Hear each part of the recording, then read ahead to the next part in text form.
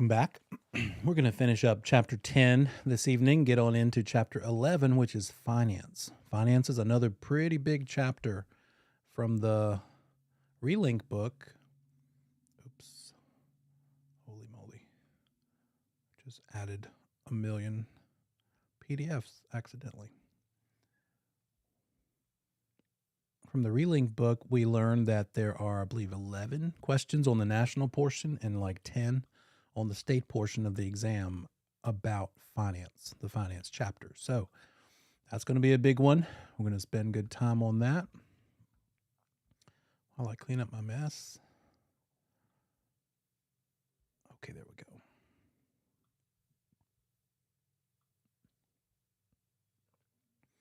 Also, we have a new Relink book that I need to provide you with because the latest change that the Real Estate Commission has come out with is that there is no longer any remote testing allowed for the PSI.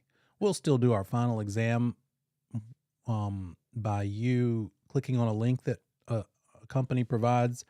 We contract out to that Learn Test Pass company. And by the way, this is probably a good time if you're considering wanting to take a bunch of practice exams. You've got all the ones from Agent's Choice. You've got the midterm, which I'm going to ask you to go ahead and do between now and next week. But if you're going to want more, and I have a great testimonial from a student who passed the last go around, and he said, I asked him, it's so sweet. They always text me and tell me that they took the test and passed. And he said, yep, really appreciate it. And I said, what's your advice to other students? And he said, lots of practice tests. And I said, did you use the Learn Test Pass resource as like an extra thing? And he said, yeah, I did that. So wherever you can get them, Learn Test Pass happens to charge, I think, $50 for 90 days access or 75 days access or something like that. And you have access to their bank of 1,200 total questions. You'll say, I want you to make me right on their website, you'll say, I want you to make me a 30 question test, or maybe a 50 or 60 or 100 question test. And they'll do it. They'll pull from their pool of questions and make that for you, and you'll sit there and take it. And then you'll see how you did. He didn't see very many repeats. I was curious. I've done it before. I've subscribed to that, but I got busy and didn't really take more than two or three tests. And I was wondering how frequently you might see the same question. And he said he couldn't really remember seeing a lot of repeat questions. So sounds like a good resource. We don't get paid any sort of kickback for that. It's just, I think it's a good resource. So, and they also happen to be the company that we contract out to give you your final exam for this course. I think that's a pretty big advantage. You can go ahead and be used to their interface, be used to the way they ask questions. The Real Estate Commission does not release test questions to us.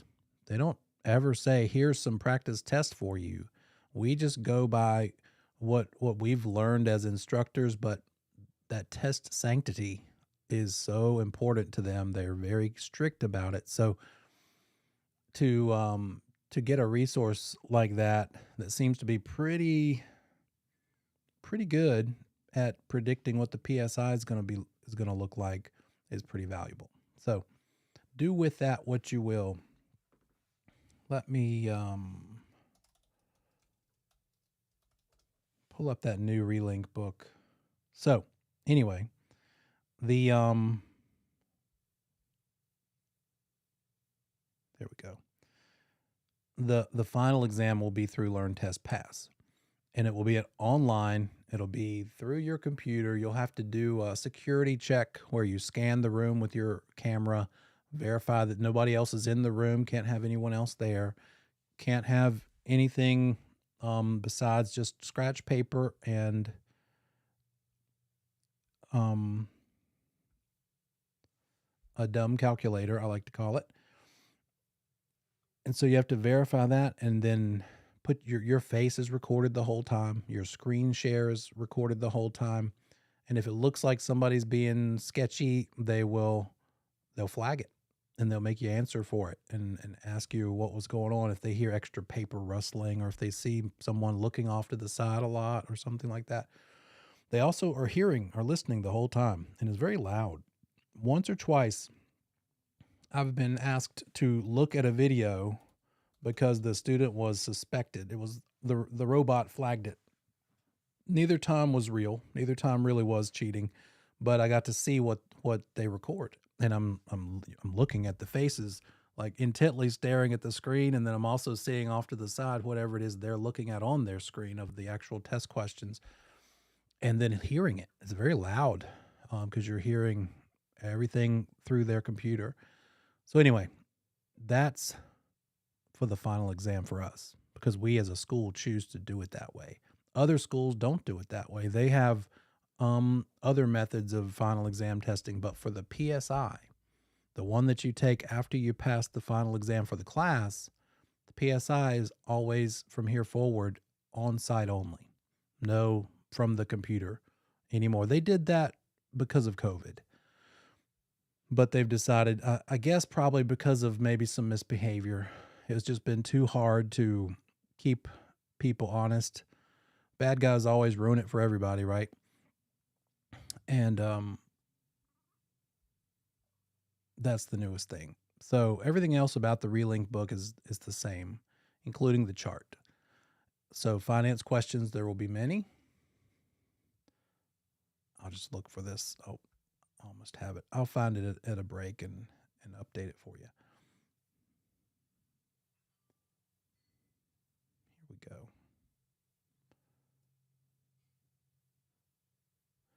So with that said, let's go ahead and finish up chapter 10. And let me share so you can see nice and pretty.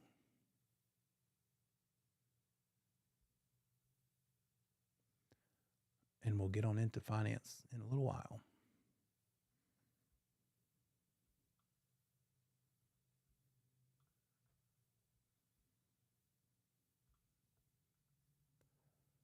There's the PowerPoint.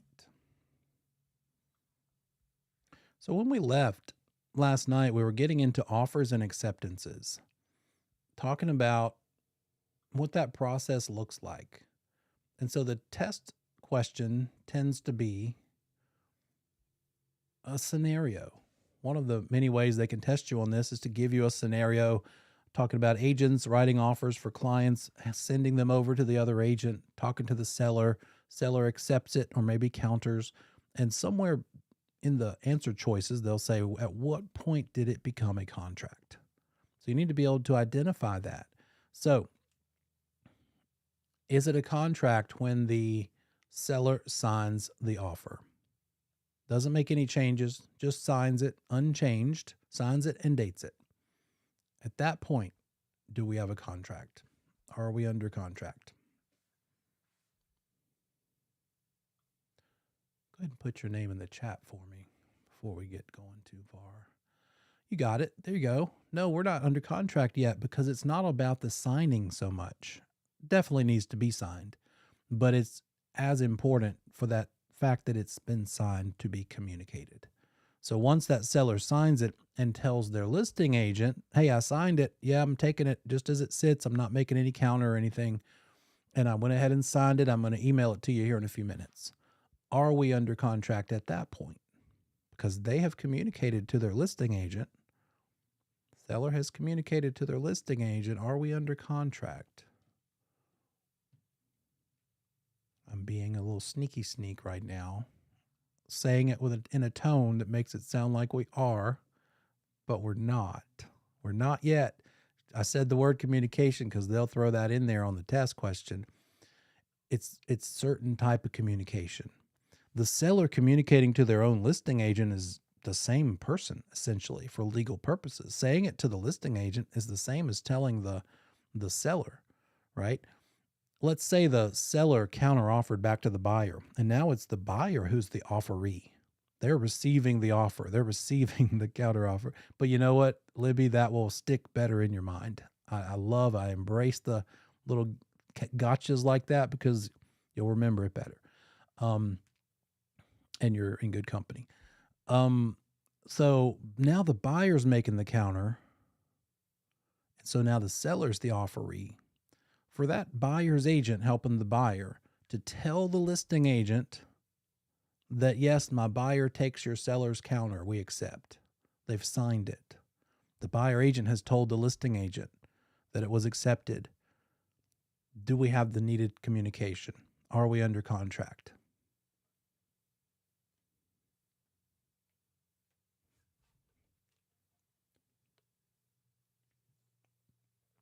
Now everybody's gun shy. You're right. We are. We're good now. Because a listing agent, the relationship of a listing agent to their seller is similar to the relationship of a buyer's agent to the buyer. There is no sub-agent to the seller kind of a thing on the seller's side.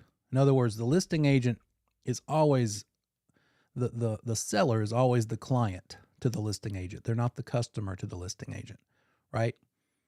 On the buyer side, it gets weird. There can be that whole buyer is the client, but only if it's a buyer's agent that they're working with. What makes them a buyer agent? They signed the exclusive buyer agency agreement. When people call me and they say, hey, I've been working with an agent, but I've decided we don't want to work with them anymore. We want to use you because somebody you know referred us to you. My first question is, did you sign anything with them? And they oftentimes don't quite remember. So I'll say, look back at it, see what you signed. Yeah, I have it somewhere. And usually the only thing they've signed is the working with real estate agents disclosure. They've never signed an agency agreement. And so if they don't have any agency agreement signed with that person, what are the choices?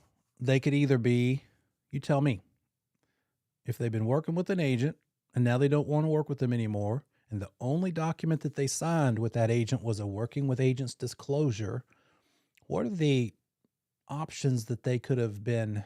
What are the two possible roles they could have been on behalf of their client or on behalf of that buyer? It could have been one of two things.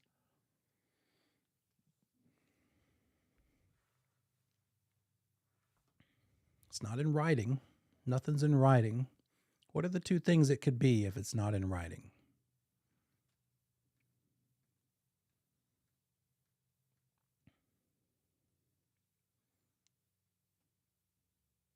Yeah, that buyer could be the broker's customer.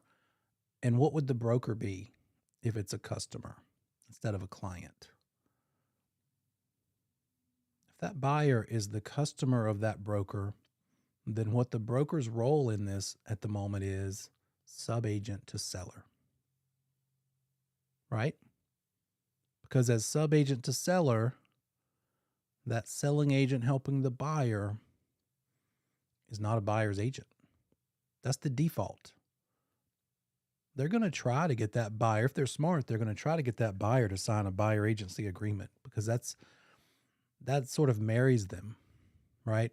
There is that option, though, of oral buyer agency. So with oral buyer agency, it lets the buyer try them out on a trial basis, and they could be an oral buyer agent on behalf of that buyer. The buyer would be their client because they are a buyer's agent for them. It's just that they're only an oral buyer agent for them. They still owe them everything, all the old car fiduciary, but that won't get them paid. That will only get them up to the point of making an offer. They can't write an offer until they've converted that oral buyer agency into written buyer agency. You with me?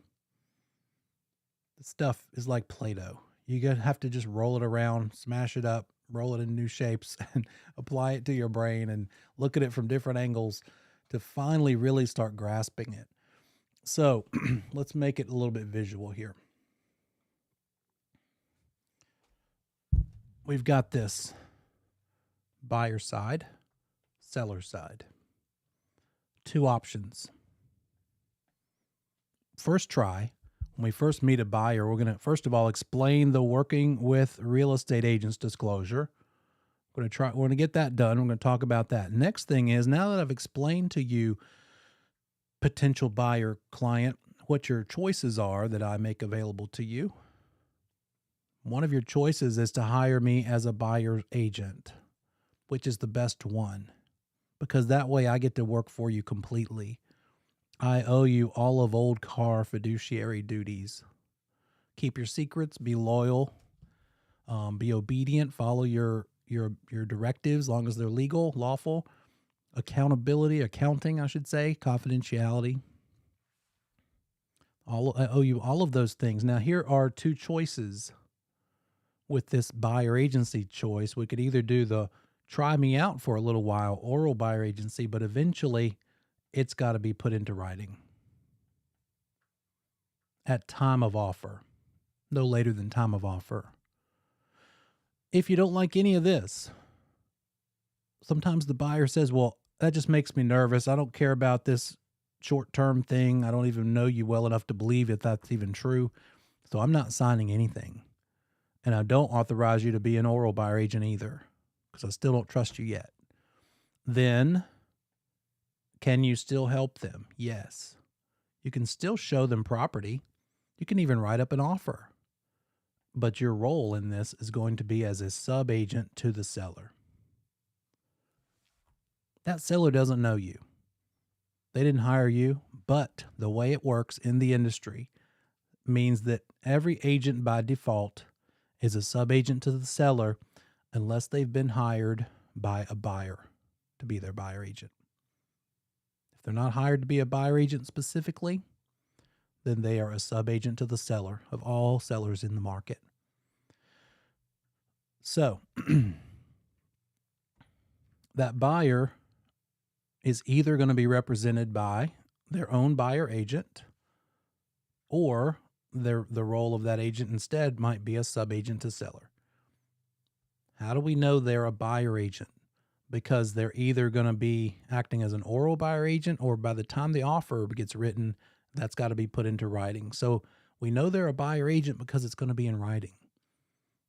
I ask those potential clients who call me and say, I've been working with an agent, but I don't want to work with them anymore. Hey, have you signed anything yet? Yes, I signed something. Come to find out, all they signed was this one, the working with agents disclosure. They haven't signed anything else. Then they may have been working as an oral buyer agent, but what is it about an oral buyer agent? Is there anything that binds that client to that agent when it's just an oral buyer agency? No. It's open-ended, one-sided. This agent working for them owes them all of old car, but that client doesn't owe them anything in return. Nothing. They can go with whomever they want. So if I find out the only thing that's been signed is this thing, I'm pretty happy, because turns out they can probably end up working with me. I can work with them. Sure thing.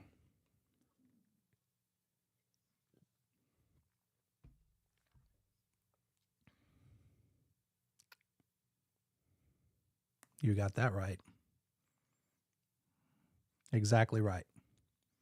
You have put it together. 2 + 2. You did it. Good job. Perfect. You're right. Why would they? Well, the reason I think it happens whenever it does happen is that agents don't have the conversation when they should.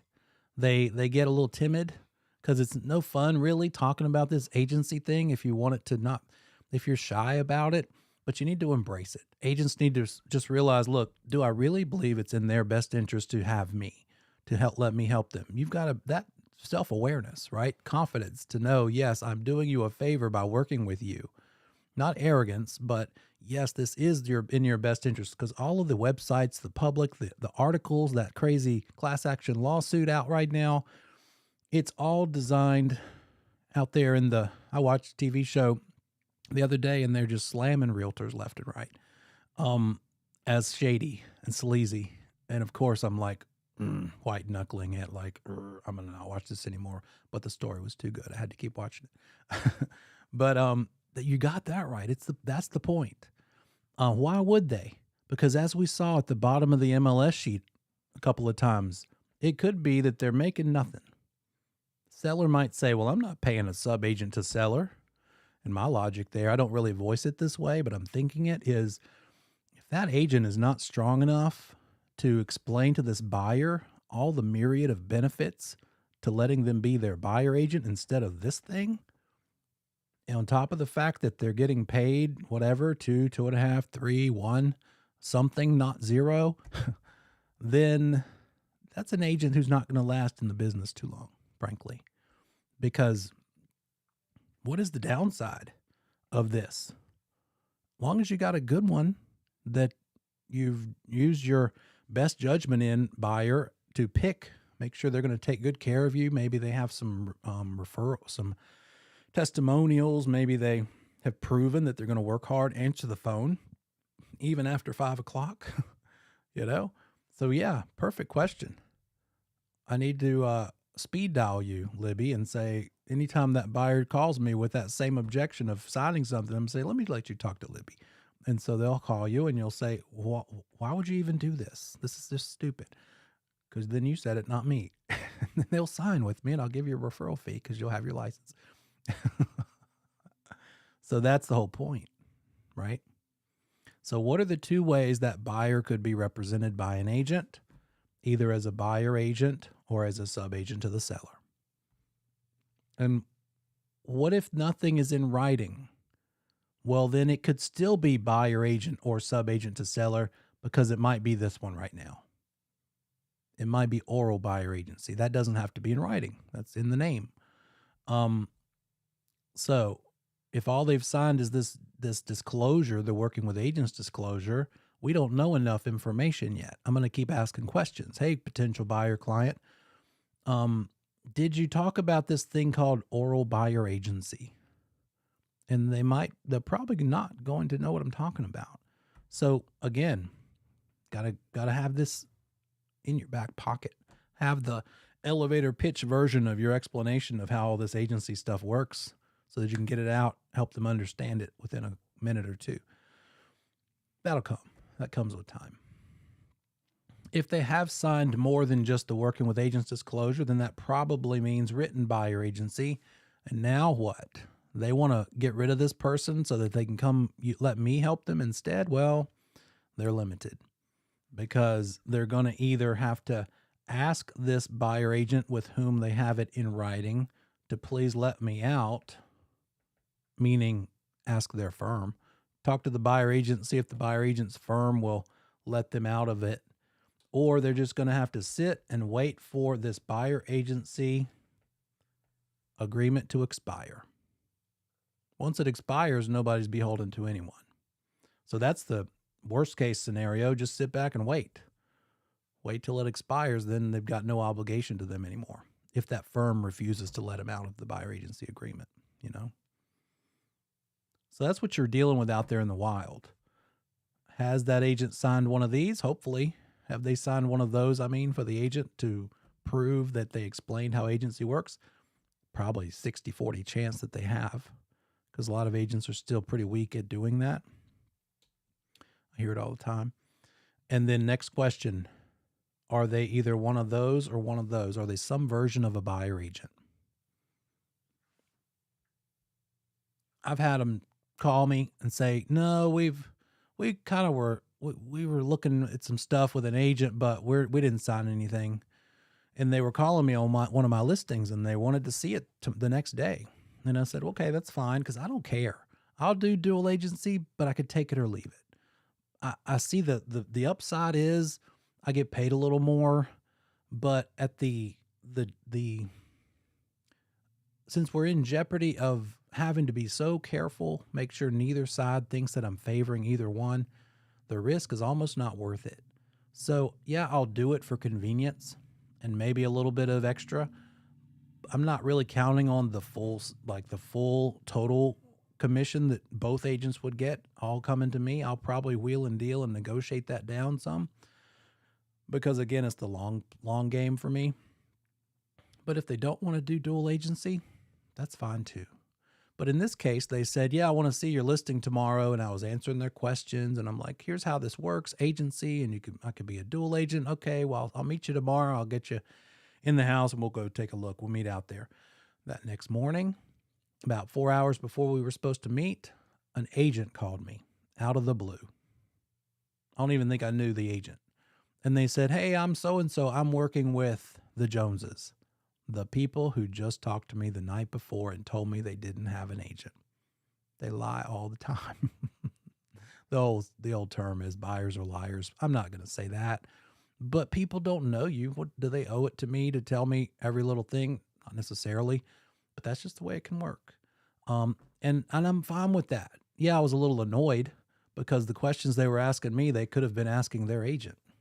They could have been, but even worse would have been if they had let me show my listing to them and like maybe shown them 3 or 4 other things, houses, and then come back and this agent then pop up out of the weeds and say, "Well, we're writing an offer." Then that's more of my time that they would have wasted. I wouldn't have minded just showing my listing to them, but if I had had to show like 3 or 4 or 5 others thinking that I'm going to be their buyer agent for those, if it didn't work out for my listing, that's when I would be annoyed about it. But I'm hired to get my listings sold. So even if an agent is being lazy and basically sends their client to have me show my listing to them when they really should be accompanying them themselves, sometimes you get that with part-time agents that have a job, what I call a real job, that has normal hours. Yeah, that's a little uncool, but at the end of the day, it's my listing. And if it gets it sold, so be it. I'll do that. But don't ask me to show your client 5 other ones when there's no shot at me being their buyer agent, right? That's why we have to ask these questions so we can get to the bottom of it as best we can. But we're always at the mercy of how honest they're choosing to be.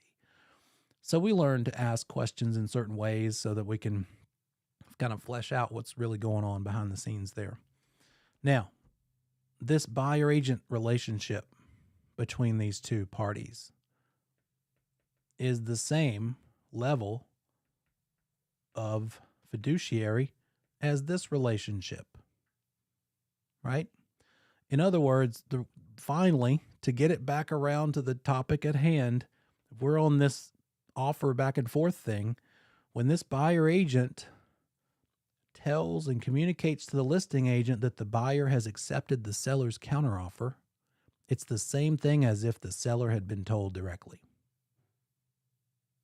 It's a deal. It's under contract now. Just by telling the listing agent. We don't have to go all the way and tell the seller. It's done. That's enough. Obviously, eventually it's going to be told to the seller, and it should ASAP. However, for the purposes of legalities and is it under contract or not, it's officially under contract when we've told the listing agent. Just like it's officially under contract when the listing agent has told the buyer agent that the seller took the first offer unchanged. You with me? But then there's that other one where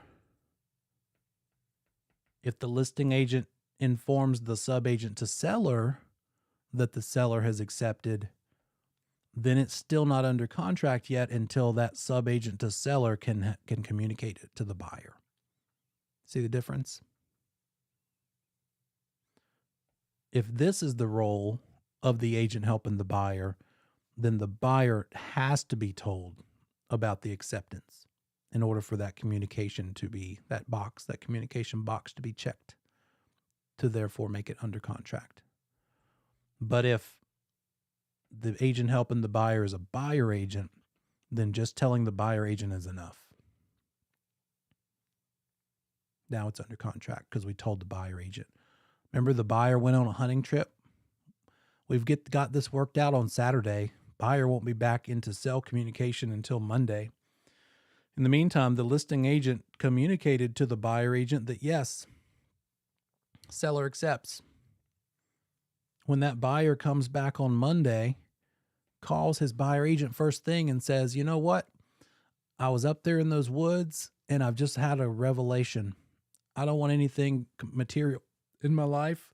I don't want to own a house. I'm going to just live in a cave in the woods. So that sale, that offer I wanted to put in on Friday, just cancel that."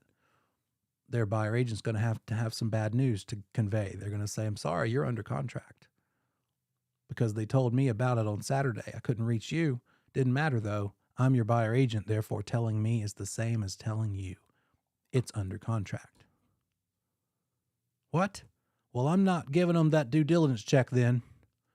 Okay, but it's still under contract. They could still pursue you, take you to court, demand the due diligence check because you are required to give it to them. And do you want to tie it all up and do the whole attorney thing, court thing? It's not our job, not our business as brokers. We're pretty much out at that point, probably.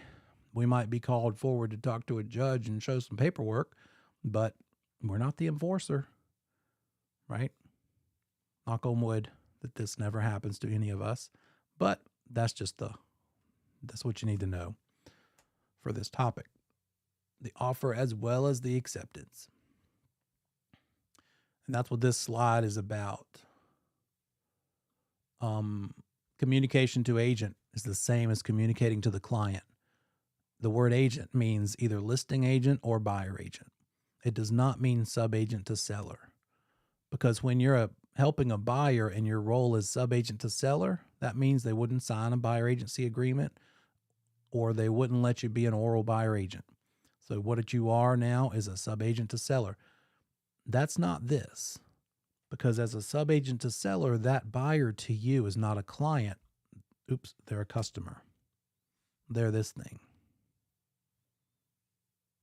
So on the test, if you see the word customer, they're talking about the buyer and they refer to them as the customer. The agent who's helping them is a subagent to seller, not a buyer agent. You with me there? Write that on your little notebook. That's a clue. The word customer on the test question, then you're going to think, okay, this person is not a buyer agent for this buyer. They're a subagent to the seller.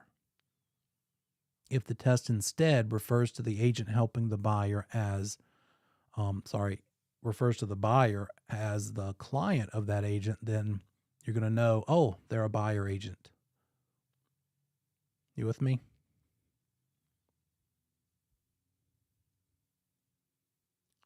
We're recording this on YouTube, so you might want to rewatch it. I get it. I try to learn music theory. Obviously, I've got some guitars back there.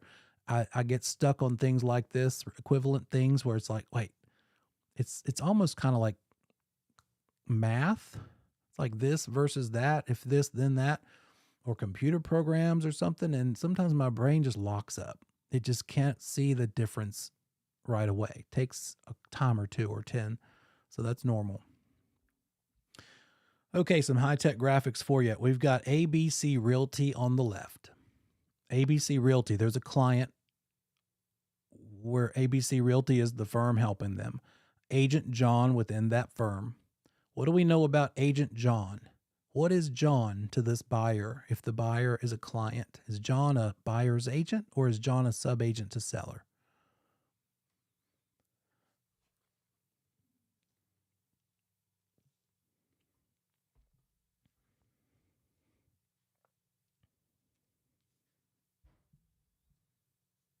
You see the word client, you know that he's a buyer agent. You got it, buyer agent. Because the word client is there. The buyer is only a client to the agent John if John is a buyer agent for them. John's role is not subagent to seller. We're throwing that word agent around and I can appreciate that it's confusing. But just remember that the only way someone is a buyer agent for somebody is if they are expressly made so, either in writing or orally, verbally. So in this case, John is a buyer agent. Agent Mary is the listing agent for this seller because the seller is always the client to the listing agent. There is no sub-agent to buyer kind of a situation. If you're the listing agent for a property, you owe them old car, period.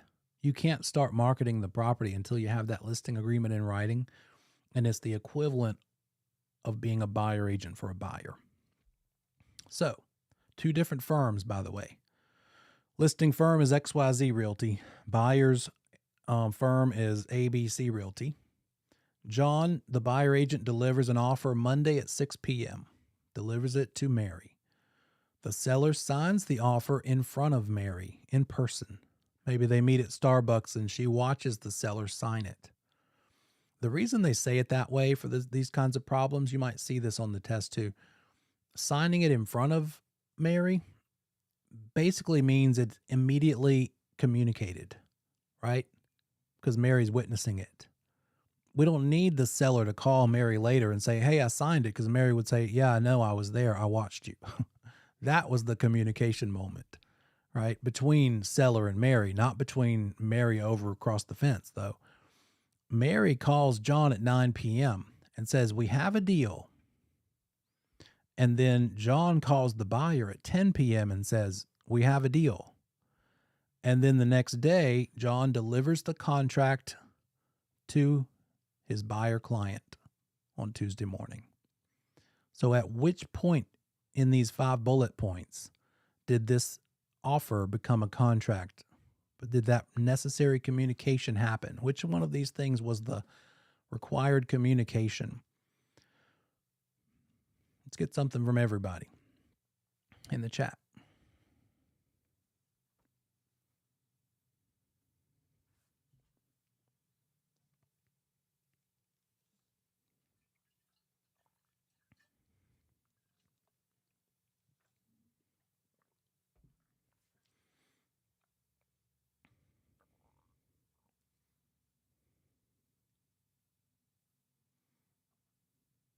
Anybody else? A couple more.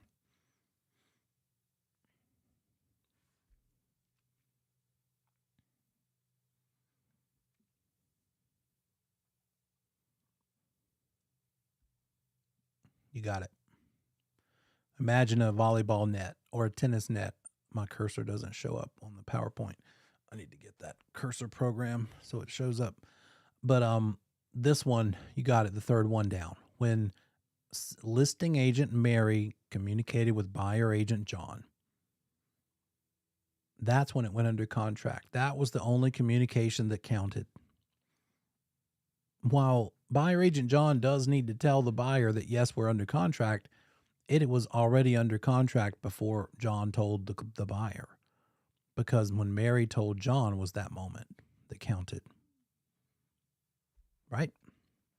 Let's look at this one. Very subtle difference. Okay, we've got ABC Realty's the only one. We've got a buyer customer and a seller client. In this case, agent Mary is the listing agent again. Agent John, though, that buyer's a customer to John. What does that mean? Is John a buyer agent? In this case, no. John's a sub-agent to the seller. So, same timeline. John delivers it to Mary Monday at 6 p.m. Seller signs it in front of Mary at 8 p.m. Mary calls John at 9 p.m. We have a deal. John tells the buyer at 10 p.m. We have a deal. Next day, John delivers it to the client in person on Tuesday morning. Now, which of these bullet points is the moment when it became under contract? Keeping in mind that buyer is a customer, meaning John is not a buyer agent, but a sub-agent to seller. Now it's not enough for Mary to tell the agent John. Only once the agent John has told the buyer is when it becomes under contract. John communicating to the buyer. Notice the delivery of the contract was not the answer in either case. Yes, that does need to happen. When does that need to happen? As soon as possible, not later than 3 days. However, that's not necessarily when it becomes under contract. Became under contract at the communication. The paperwork will follow up. That doesn't depend upon its status as under contract or not. Because John is a sub-agent to seller. We know this because the buyer is labeled as a customer, not a client. Okay, let's see. We've got, if it's a buyer agent here on the left, then the buyer is their client. If it's a sub-agent to the seller on the right, then that buyer to them is their customer. So again, just reiteration. Who do you represent? That's what we're after. Now, when it came to the seller signing the offer in front of Mary, the listing agent, what if instead of Mary being in the same room witnessing this signature, what if instead Mary emailed it to them, they signed it, and they dropped it in the mailbox and told Mary that they signed it? That's this thing, the mailbox rule. The mailbox rule says when it comes to acceptances, they are considered having been delivered as of the date it went into the possession of the U.S. Postal Service. It might ride that postal truck and go through all those assembly lines in the post office for a couple of days, but for our purposes here, it's considered delivered on the date it gets accepted by the Postal Service. Officially, that could even be determined by a judge in court in a dispute to mean once they put it in their own mailbox at the street. Because you buy the mailbox, but the USPS is officially considered the owner of the mailbox. That's why it's a felony to open people's mailboxes. By the way, if you ever want to take over a neighborhood and put out postcards every month, don't put them in the mailbox. That's a federal offense. People who know that could turn you in and get you in trouble for it, because the U.S. Postal Service is in charge of mailboxes. Certainly the blue ones, the big blue ones that you can't reach back in and pull it back out of, and certainly when a postmark is applied to it, that's when we have something like a real provable, yes, it's in the possession of the Postal Service as of the date of that postmark. That's really the best possible proof that it was put in the mail system. But the mailbox rule says an acceptance is considered delivered once it has been mailed. Doesn't have to get there yet. It's just in the system as of the date it went into the system, even though it hasn't arrived, and maybe doesn't arrive for like 3, 5, 7 days. Sometimes the mail takes a while. You don't have to wait for that 7th day to call that the date of acceptance, because it's not about when it was received. It's about when it was mailed. But this mailbox rule only applies to acceptances of offers. Doesn't apply to delivering the money, the due diligence money or the earnest money. Neither one. Those things need to actually happen. They can't ride a mail truck and be considered delivered. And neither can terminations. Terminations of offers or anything like that the mailbox rule does not apply. So a recap. An offeree rejects an offer or creates a counteroffer. Both of those are rejections, and terminates the offer.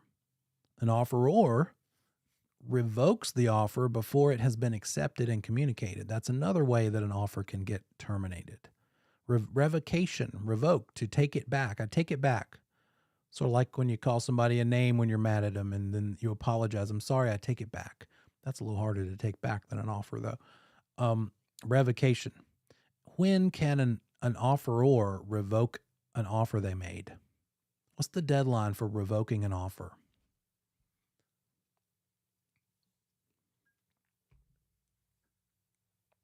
It's the last possible moment that an offeror can take back or revoke an offer.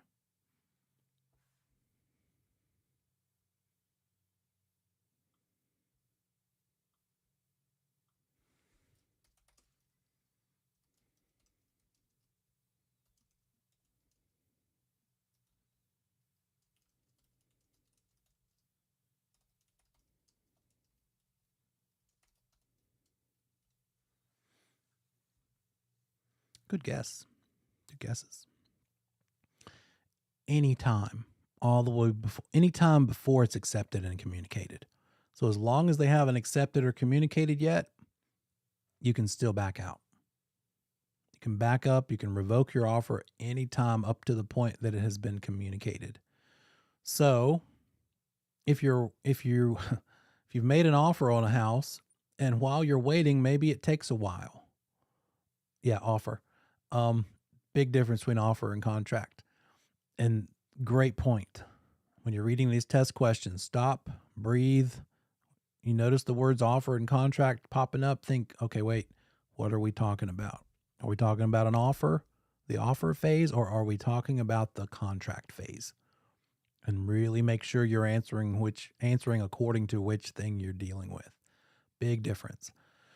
Offer can be revoked all the way up until it has been accepted. So the buyer makes an offer. Maybe the seller has taken a couple of days and it's still not been responded to. That buyer tells you, you're their broker. They say to you, well, gosh, are they ever going to respond? And you're like, well, I've texted them, I've left a voicemail, I've emailed, and they're not responding to me. Well, another listing popped up. I want to go check this one out while we're waiting to hear back. And so you schedule the appointment, you go show them that house. And while you're in that house, the buyers are like, oh my gosh, this is so much better than the one we have an offer in on. You know what? We don't want to buy that one anymore. We want to try this one. Once they've told you that, if that listing agent for the offer that's still out there calls you in that moment, either don't answer, or if you do answer, say, we revoke. Because if they communicate to you that it's accepted, then you're under contract, right? If you're their buyer agent, yes, prove it. Is it in writing? All this stuff. I mean, legally, officially, yeah, under contract. So best practice in this case, they find a better one. You better hurry up and cancel that offer and revoke it. Just leave them a voicemail plus a text plus an email just to be safe. Hey, we're out. We revoke. We're backing out of that offer. It's no longer valid. It's null and void. Buyer not interested. They found something better. Just so that while you're going around trying to, and it might be a tough decision for your buyer. Your buyer might say, well, yeah, we like this one better, but what if this one doesn't agree to our offer and now we lost both of them? That's the risk they run. They're going to just have to risk it. They could leave the first offer in place and in the meantime have you write up a new offer for this second house. And then what they're in jeopardy of losing if both offers get accepted at approximately the same time is the due diligence money on one of them. They're going to have to, the due diligence money on the one that they choose will end up being a credit to them at closing. But the due diligence money on the one that they wanted to not buy, they just have to write that check and give it up if that seller accepts the offer in the meantime, right? If an offeree fails to accept in the time stated in the offer, then that offer expires. Let me show you what that is. What they're talking about here is putting a deadline in an offer. It's sort of like a self-destruct mechanism, like a Mission Impossible. This message will self-destruct.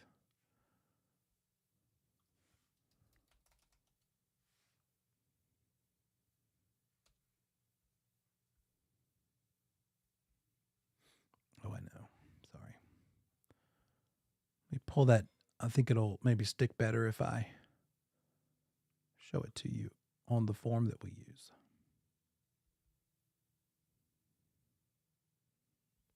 There we go.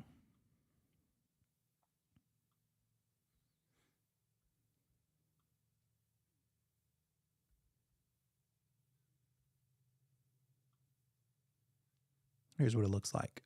We go in depth into these addenda in Post 302, but let me just show you. If you wanted to, if you as a buyer wanted to put a deadline or an expiration on the offer you're making, here's where we would do it.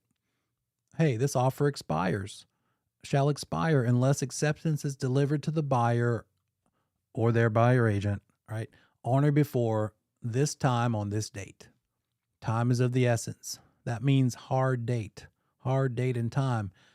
If we were to say 3 p.m. on Saturday, February, whatever this Saturday is, then at 3 p.m. and 1 second, that offer is dead. That's what time is of the essence means. That's how an offer could that's another way an offer could terminate. And then if acceptance is not communicated in a reasonable time, no deadline, however, maybe it's been 4 or 5 days, maybe a week. What does reasonable time mean? That's for the court to decide. But you could probably assume that if you haven't heard back in 4 or 5 days, then it's probably dead. In that case, I wouldn't just leave it alone, though. If I'm the buyer agent, my buyer's like, well, what did they ever say? Nothing. They never replied. Well, we don't want to do this anymore. then I would go ahead and revoke it. I wouldn't just not say anything and assume, well, 4 days is good enough, it's dead. Maybe the 5th day they come back and say we accept. It's just, let's not put everybody in that awkward position. And once your buyer gets frustrated and says, you know what, I'd rather just walk away from this. Yeah, that's good, buddy. Let's just do it. Or let's just back out and move on with life. Then let's go ahead and revoke it, just to make a nice clear cut there. And then in the case of an offer, if the offeror or offeree die, either one, the offer dies too. Buyer can't qualify for a loan if they're dead. Lenders discriminate against dead people. They won't loan money to dead people. Sellers can't sell their house. Let's say it this way. Sellers can't accept an offer if they're dead, right? So again, offer is the big distinction, because once it becomes a contract and the seller dies, then that does not kill a contract. The seller dying does not affect the contract. The contract still stands and is beholden to the heirs and the estate. But this slide is about offers, and the offer dies when the seller dies or the buyer dies. Communication to an agent is the same as communication to the who. Communicating acceptance to an agent, same thing as communicating it to the who.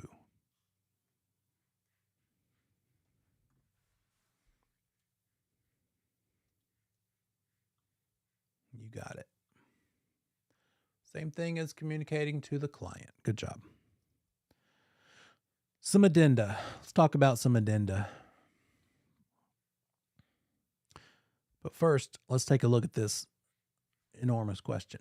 On Wednesday, the sellers communicate through their agent that they have accepted and signed the buyer's offer. Seller says, yep, we accept it, unchanged. Sellers inform the buyer that they mailed the contract to the buyer's home address. Notice we haven't mentioned any agents. There's no agents in this story. This is just an unrepresented buyer and an unrepresented seller. Let's keep that in mind. Sellers tell the buyer, we mailed the contract to your home address. It's in the mail. The earnest money deposit was to be delivered within 3 days of acceptance, because that's the rule, commission rule.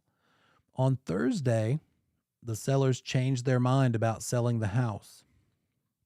The paperwork has not yet arrived at the buyer's home address, and the earnest money check has also not been received by the buyer.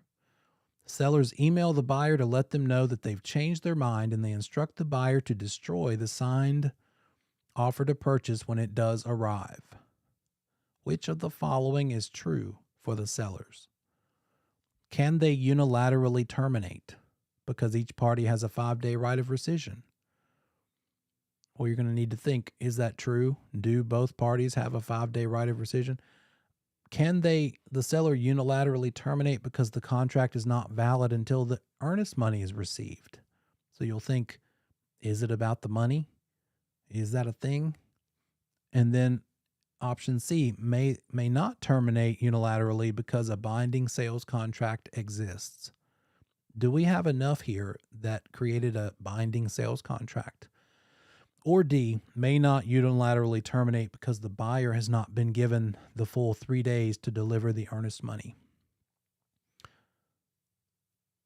Which of these do you think is the right answer?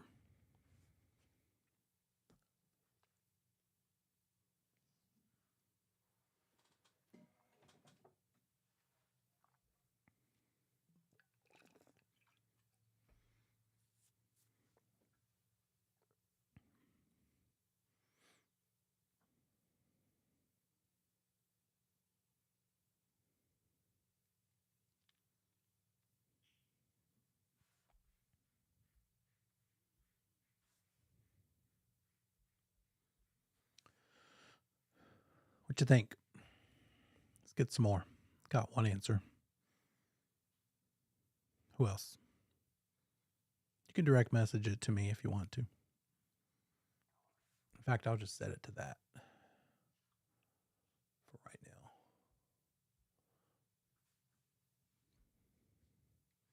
Now I'll be the only one that sees your answer.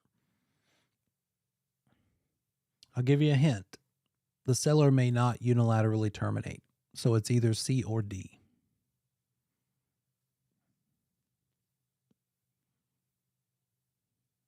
Unilaterally, meaning they can't just say, I'm out and be out.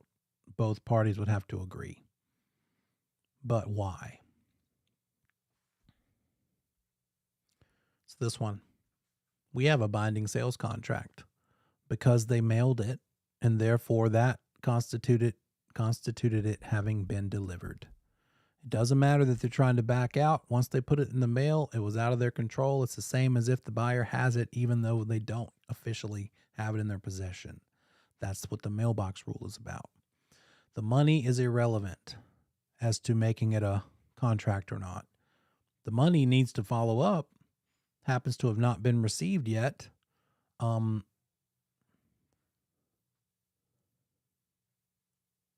Since it's earnest money, it would have been put into a trust account somewhere, by the way.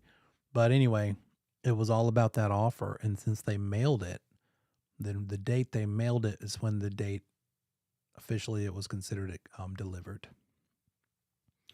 So instead of instructing the buyer to destroy it, they'd have to ask the buyer, please let us out. And the buyer could say, okay, sure, let's just move on with life, no big deal. Or the buyer could say, what? How dare you? You're wasting my time. I'm not letting you out. Or I will let you out for money. Pay me a fee and I'll let you out. But it's for both of them to let each other out at that point.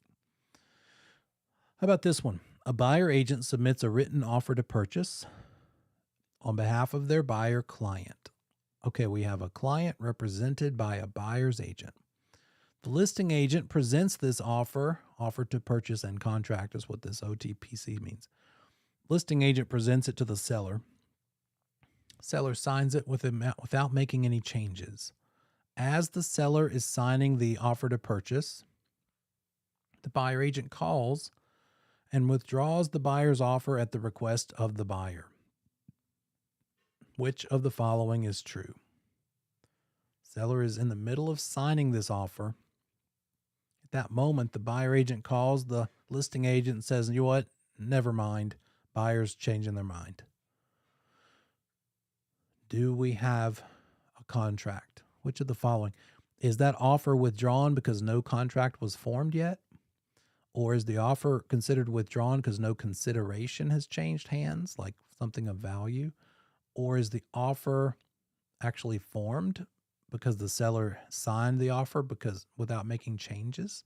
Or was the contract formed because the buyer agent did not communicate withdrawal in writing? Best answer.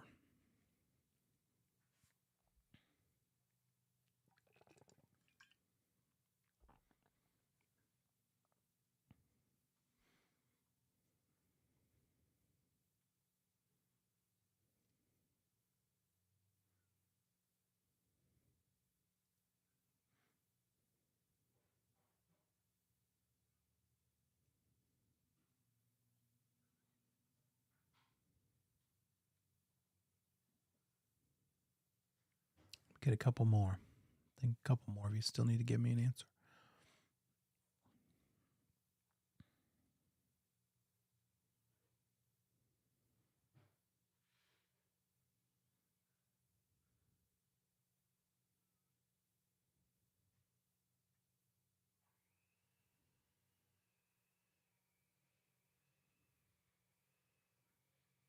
Can you hear those noises in my background? Okay, good.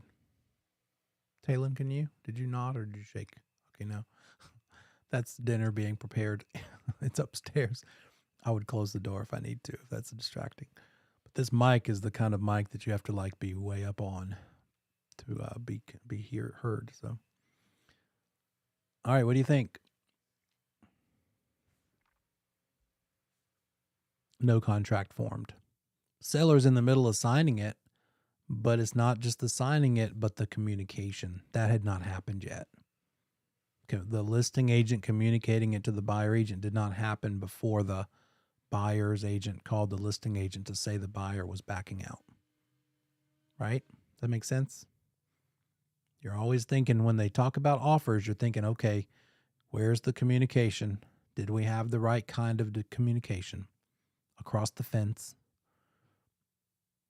And if it's a buyer agent, that's good enough. If it's a sub agent to seller who's helping that buyer, that's not good enough. It needs to be told to the buyer before it's official.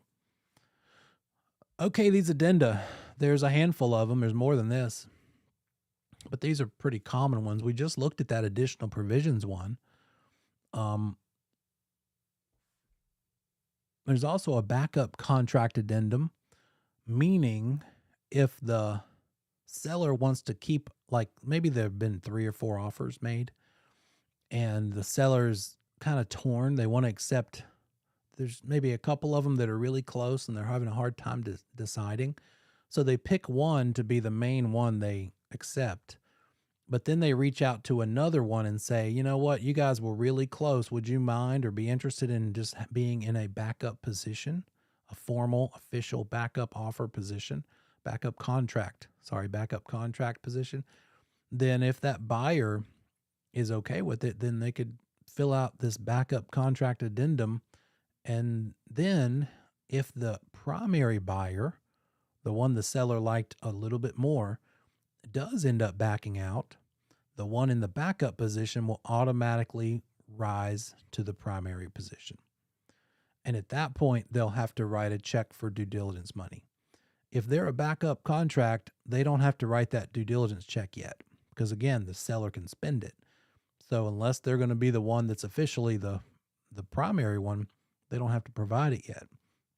They do have to provide the earnest money, and that has to sit in a trust account. Why would a buyer want to maybe be in a backup contract position? Why would that be something a buyer would be interested in?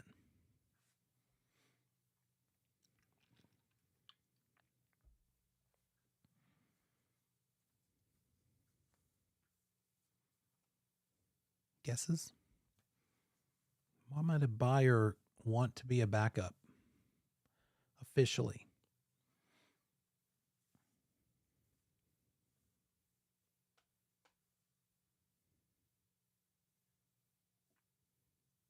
Yeah, competition. I had that happen. Buyer says, you know what? There's not many houses to pick from. And I hate that we barely missed on this one, but we're waiting for new listings to pop up anyway. We may as well have at least a secondary position just in case that first buyer walks, because they still do walk away sometimes. Maybe there's something that shows up on the inspection that keeps that buyer from wanting to buy it, and it matters more to that buyer than the secondary backup one. All deals fall through all the time. Maybe the financing doesn't go through. Yeah. Good job. So it might be beneficial to both. And so we have an addendum pre-printed form available to us to use in that case. The contingent sale addendum, we should probably just erase this altogether because we don't have one of those available to us anymore. We used to have a pre-printed contingent sale addendum, but I think it stopped being used that much. What is it? It means that if the buyer for this house needs to sell their house in order to qualify to buy this house, then they can put a contingent sale addendum in with their offer that says, look, if I don't get my house sold and closed, then I'm not obligated to buy yours. Contingent on the sale of their existing house, right? But instead of using the addendum that we've had forever and ever, instead of using that, agents started just saying, look, let's have a longer due diligence period and let's try to get that house sold within the due diligence period because it accomplishes sort of the same thing. They can back out during the due diligence period for any or no reason. That reason could include that they didn't sell their house or get it under contract. So we don't have that as a standard form available to us anymore.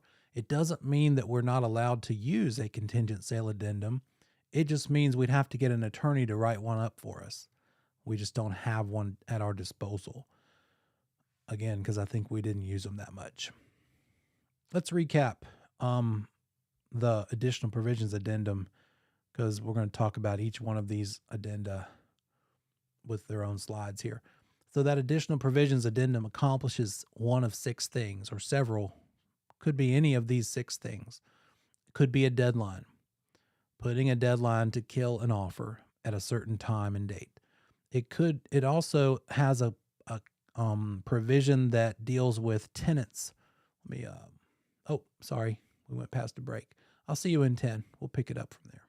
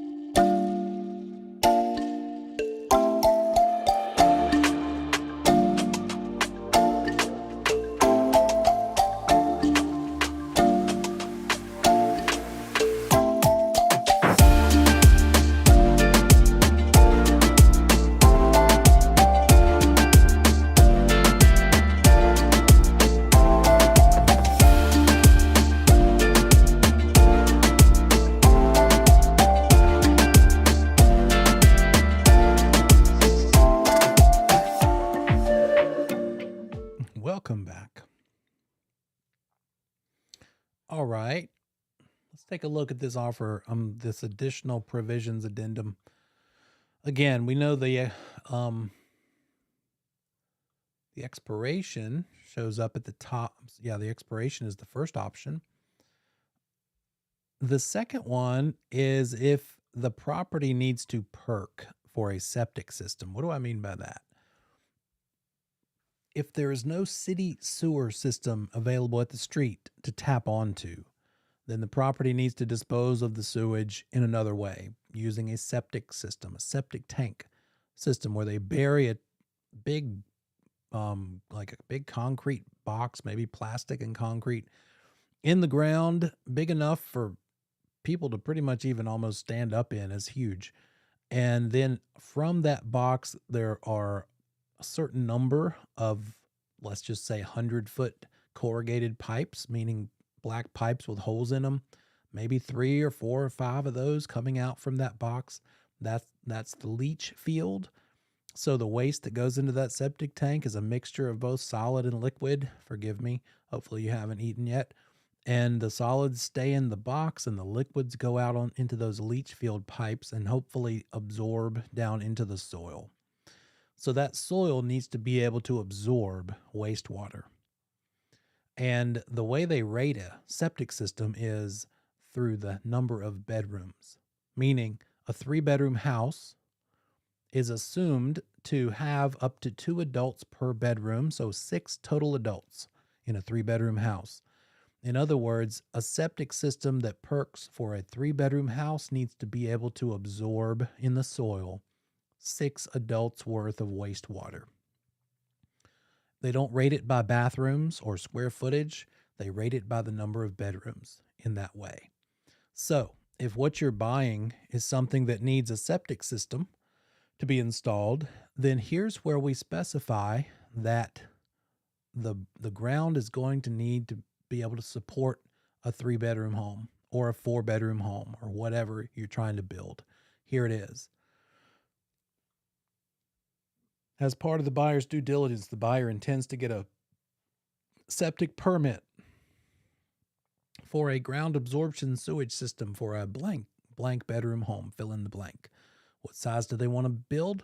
5-bedroom home, then it better be able to handle 10 adults worth of wastewater. The perk test is how they determine the absorbability of the dirt. And it's several different kinds of perk tests that they could use. A health department person would come out there and they might use like a 2-inch core drilling thing and bore out a 2-inch hole couple feet into the ground and then put water in it and see how long it takes that water to absorb. They could also do it with a backhoe and dig a bigger hole, but what they're measuring is the rate of absorption.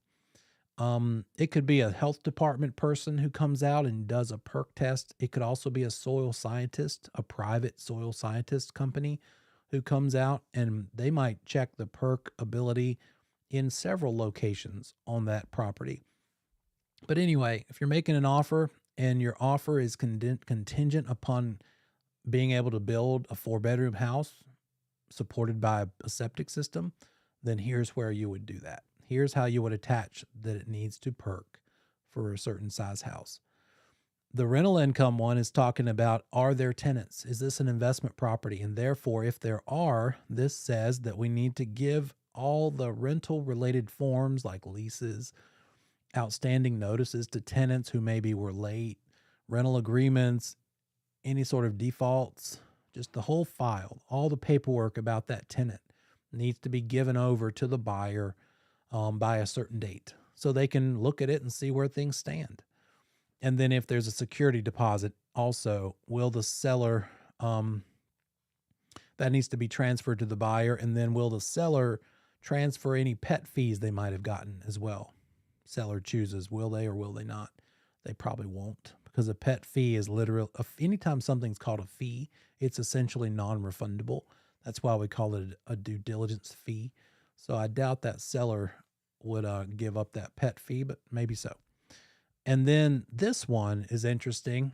A whole paragraph of lines. What do we do with this thing? The seller agrees before closing, before settlement date, and at the seller's expense to complete the following items. So it is normal in a transaction that the buyer has the right to do inspections, and it's smart for that buyer to do those inspections during the due diligence period. So things that might show up on an inspection report aren't necessarily what we're going to put in right here. What we would put in right here are just anything the buyer's worried about. If maybe the carpet is old and dirty or obsolete because it's 30 years old, we could say a carpet allowance, seller to provide a $4,000 carpet allowance, or to put in a certain type of carpet themselves. The seller, instead of an allowance, actually do it, because the buyer doesn't want to deal with that dirty carpet at all. Or maybe if the seller is willing to paint the property or pay for a painting allowance, this is where you would put anything that your offer needs to be contingent upon, like condition related things. It could be about anything. Could just whatever that buyer is worried about. They want to make sure that the seller knows, look, my offer is contingent upon you getting some things squared away. Could be a paint thing or a carpet thing or getting rid of some like major junk.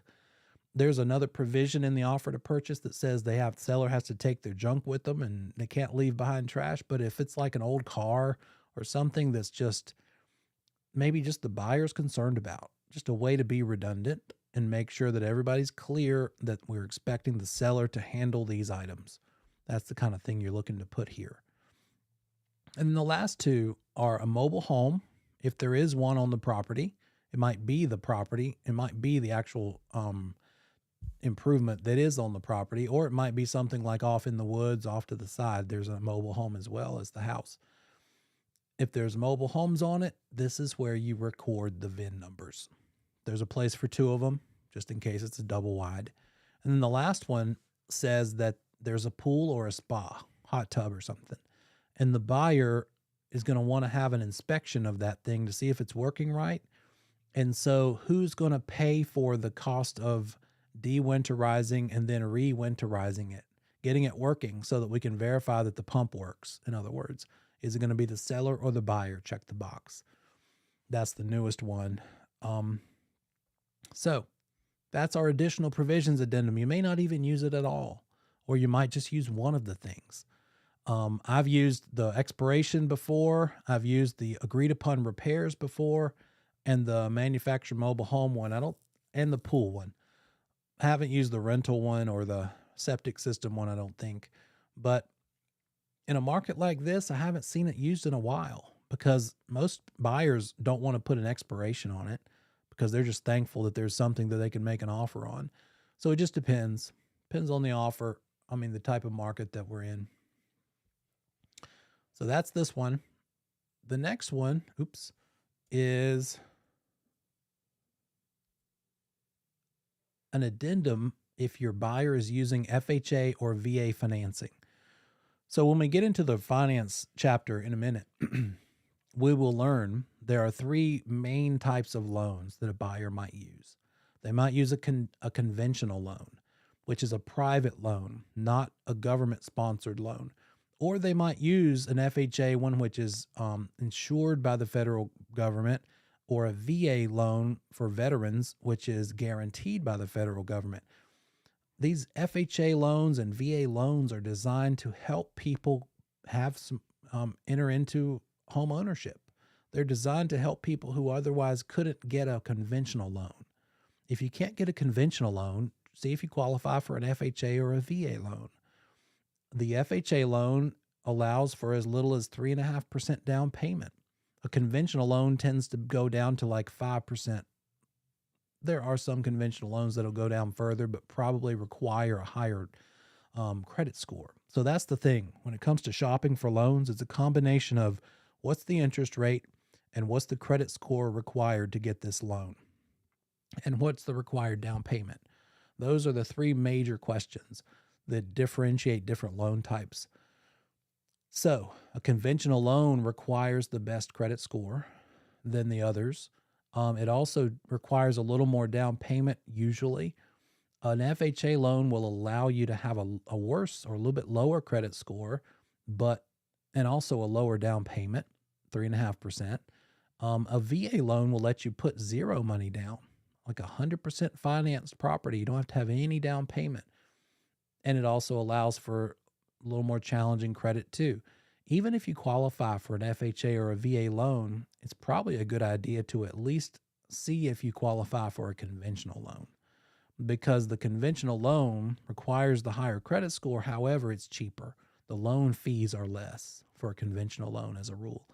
So, because FHA and VA loans are geared toward people that probably can't get a conventional loan, they're designed to help people. And what the government doesn't want to have happen is to set someone up for failure.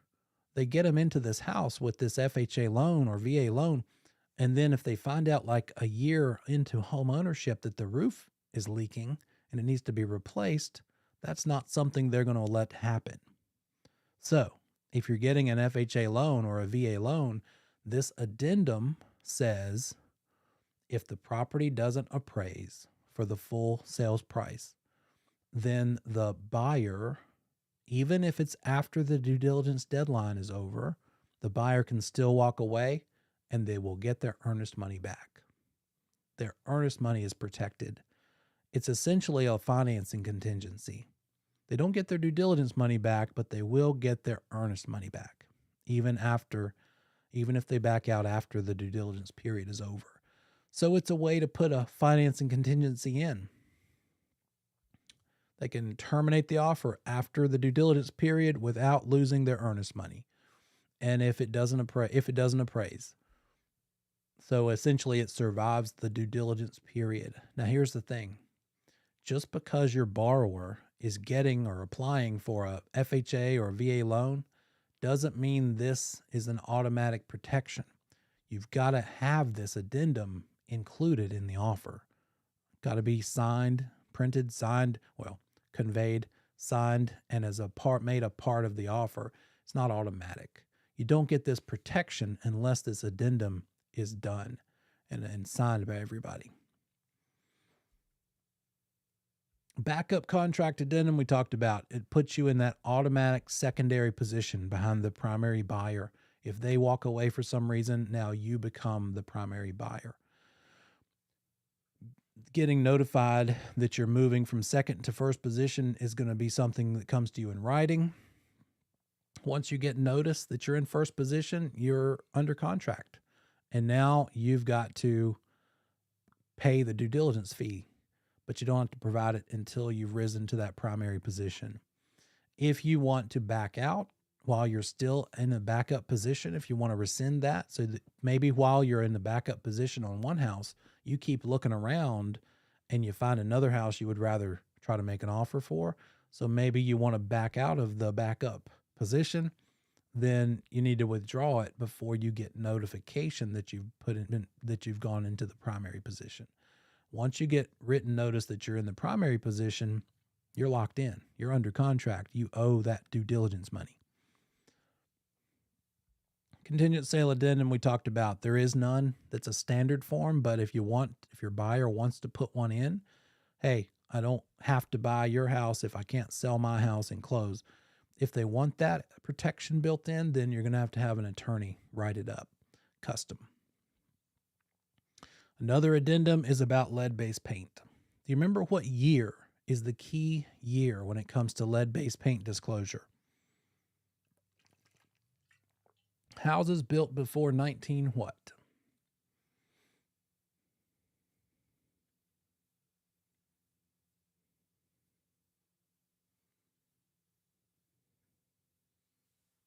There you go. There's one. Let's have another. Good try. 70 something. There we go. 1978. Houses built before 1978 have a pretty good likelihood there might be lead-based paint in there somewhere.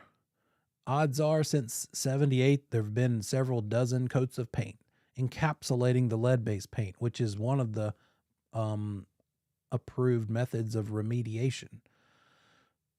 encapsulation or removal altogether. But the problem with removal of lead-based paint is it's going to release the dust into the atmosphere. So the people removing it should wear respirators and block things off, keep the dust from getting into the air so people could breathe it. So most people just say, forget that, let's just paint over it again. The only problem from that is if maybe it's outside paint, like trim, and it doesn't get kept up, doesn't get painted, and over time peels all the way down to the wood. If it's a house built before 78 with paint peeling all the way down to the wood, chances are that could be some lead-based paint getting out, flaking down into the ground, getting into the dirt, which is a problem in and of itself. So, what is the seller requirement? Not to test. Seller's not required to do a lead-based paint test. The seller's just required to acknowledge, look, this house was built before 78, so it might have lead-based paint in it. Maybe. Not claiming it does, but it could. Now, maybe the seller had some work done last year on the house. And if they did and they hired a contractor, that contractor would have needed to test for lead-based paint before they did the work. Flake off some paint, send it off to get tested. And if they found out it was indeed lead-based paint, now the seller is required to disclose that. Yes, absolutely. I know there is lead-based paint. I had it tested last year because we had some work done to the guest room. The contractor sent it off to be tested and it came back positive. So if they know, they have to tell, but they are not required to find out if they don't know. The seller also has to provide the addendum, which they're going to get from their listing agent. And they also need to provide an EPA pamphlet that's free called Protect Your Family from Lead in Your Home, which is basically explaining what I've just explained to you. And it's geared toward consumers. The buyer has some choices. The buyer is going to get this disclosure, and they're going to see that the seller maybe has not claimed that there's lead-based paint. Sellers just said, I don't know, one way or the other. So the buyer can choose to have their own test done. And forget the 10-day thing. We need to change that. It's actually now they have the entire due diligence period within which to do their own risk assessment if they want to. The buyer might say, you know what, I don't care. I'm just going to paint over it again anyway. Your color is terrible. I want to paint it like Joanna Gaines gray or whatever the new gray is. Grayish, right? Gray and beige. I think that's the new thing. In other words, beige. So they're going to say, yes, I'm going to do the test, or no, I'm not going to. So that disclosure has a place for the buyer to say which one they're going to do. And it's also one of the few disclosures that has a place for the agents to sign off on as well. Lead-based paint addendum, pretty much the only disclosure that an agent will sign along with the buyer and seller. Let me see. What else do we have? Oh, a short sale addendum. Short sale is something that we ran into a lot in 2008. We'll get into that with finance, but essentially a short sale means, hey, the seller's in trouble, and the seller says to their lender, I want to sell my house because I'm financially in trouble. I can't keep making my payment and I don't want to go into foreclosure. So please, lender, will you please let me pay you off less than what I owe you? The lender has to look at that, decide if they're going to let that seller pay them a lower amount than what they are actually owed. So if the loan balance is like $205,000, but the real estate market only supports this house to maybe sell for like $190, then the seller could sell the house, but they're not going to sell it for enough to pay off their loan. So they would have to ask their lender, could I please pay you less than the $205 that I owe you? And that might take a while. Getting approval from a lender to allow you to pay them back less than you owe them is what the short sale is, short of the full amount owed. Not short like it happens fast. It does not happen fast. It might, in fact, take 3 or 4 or 5 months just to hear back from the lender that they'll consider it.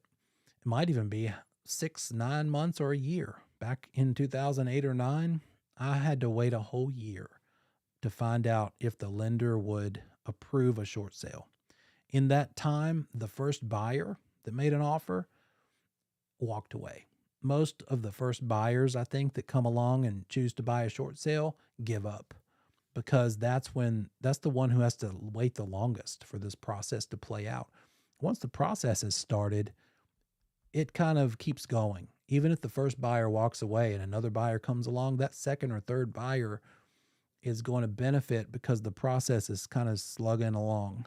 The lender is asking the seller, their borrower, for more documentation. Need to have your most recent pay stubs, your tax returns. I need to see proof that you're really in financial trouble, including what's called a hardship letter. They have to write the sad letter saying, yep, lost my job, I have medical bills, I've got all these things, and so therefore I can't keep making my payment, and the house is not worth what it originally was. It's not worth enough to pay you back the entire amount. And that lender is going to look really, really closely at everything. They're going to want to see all your accounts, savings, checking, your children's accounts.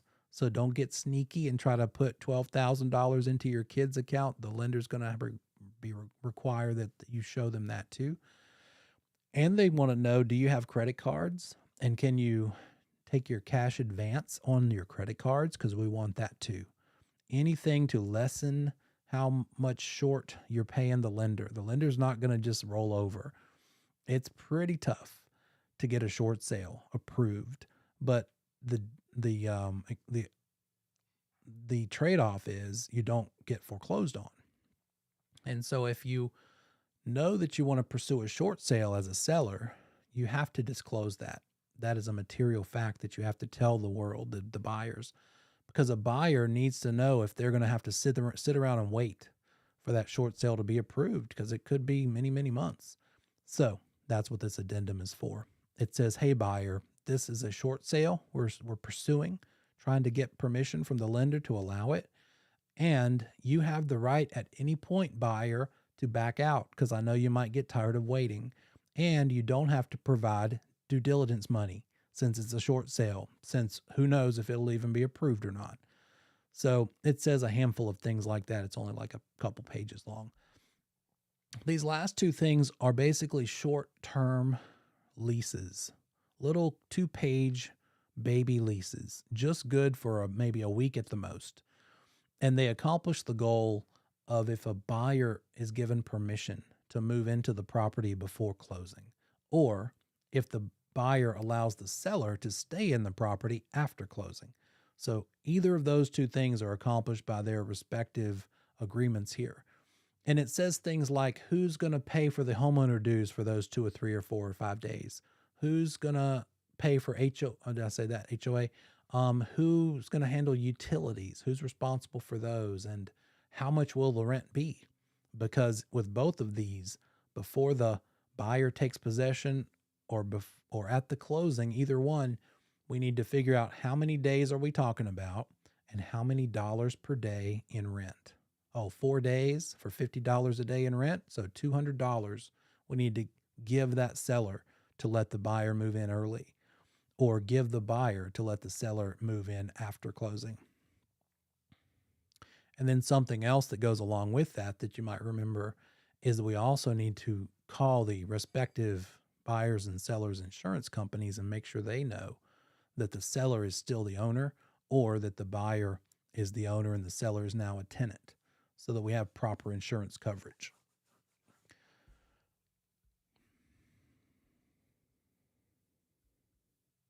All right, some procedures. First of all, recap. If offerors and offerees want to add a condition to an offer that is not already built into the standard offer to purchase 2T form, then what would they use? An amendment or an addendum? Which one adds terms to an offer? Not a contract, but an offer.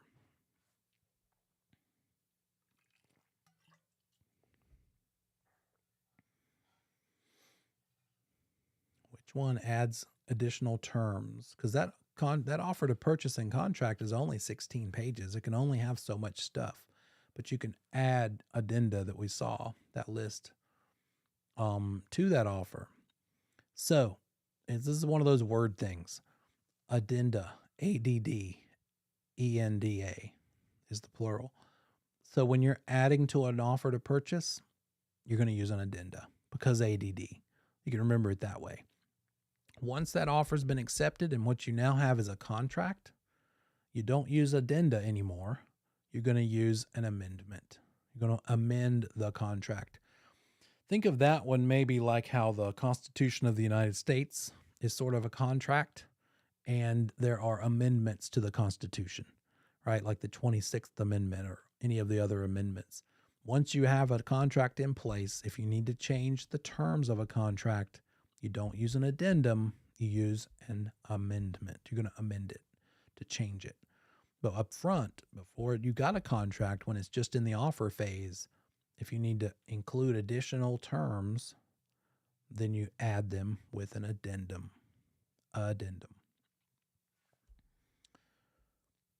We talked about communication.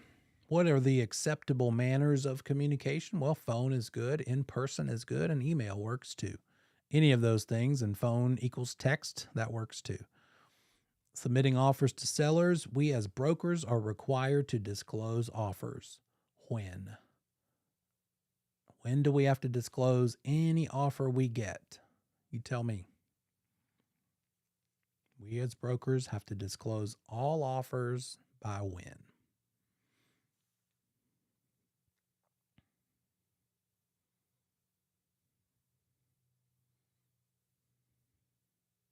They kind of give us two things here, don't they? So then it's going to depend on the answer choices that the test gives you.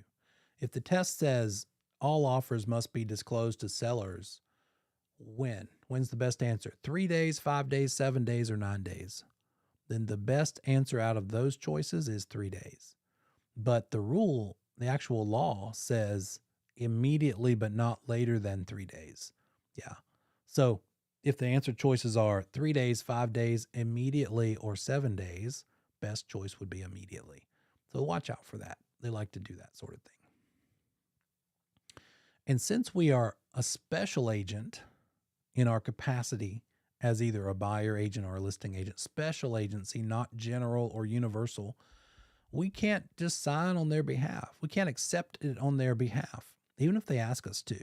They could say, hey, I trust you completely, Libby. You just go ahead and you know what I want. You just accept it and tell me when we get there. You would say, well, I appreciate the trust. I really do. However, I'm not allowed to do it that way. I can appreciate that you're a busy person and you just want me to save you time. So I'm going to have to send you all offers and I will send them to you as soon as I get them. And you tell me what you want to do with them and I'll carry it out. But I can't just accept on your behalf, sign for you, and then tell you that I did it. Can't do it that way. So we can't accept or reject an offer, not allowed to. And we can't screen offers for them either. Seller might say, look, I've already got enough stress in my life. You know I want at least $400,000 for this. So don't bother me with anything less than an offer for $400,000. I don't even want to see it. Again, you're going to have that discussion. You know what? I can appreciate what you're trying to accomplish. I know you're a busy person. However, I've got to send you all offers. So I will. I'll send you all offers. You don't have to look at them if you don't want to. If you could see, I will, what I will do in real life, when I email an offer to my client, I'll write a little summary of the price and the terms so they don't have to dig through the paperwork themselves, all 16, 20 some pages, depending on how many addenda there might be. And I'll say, here it is in nice little easy paragraph in the body of the email. That way they can just kind of glance at it. And then if we're getting multiple offers, I have a spreadsheet, like an Excel spreadsheet, and I'll line them up column by column so they can see offer A is this much in these terms and this type of financing and this down payment. Offer B is this one and this one and this one. Just whatever makes it easier for them, but we can't accept on their behalf. We cannot. Oh, here we go. And then handling modifications.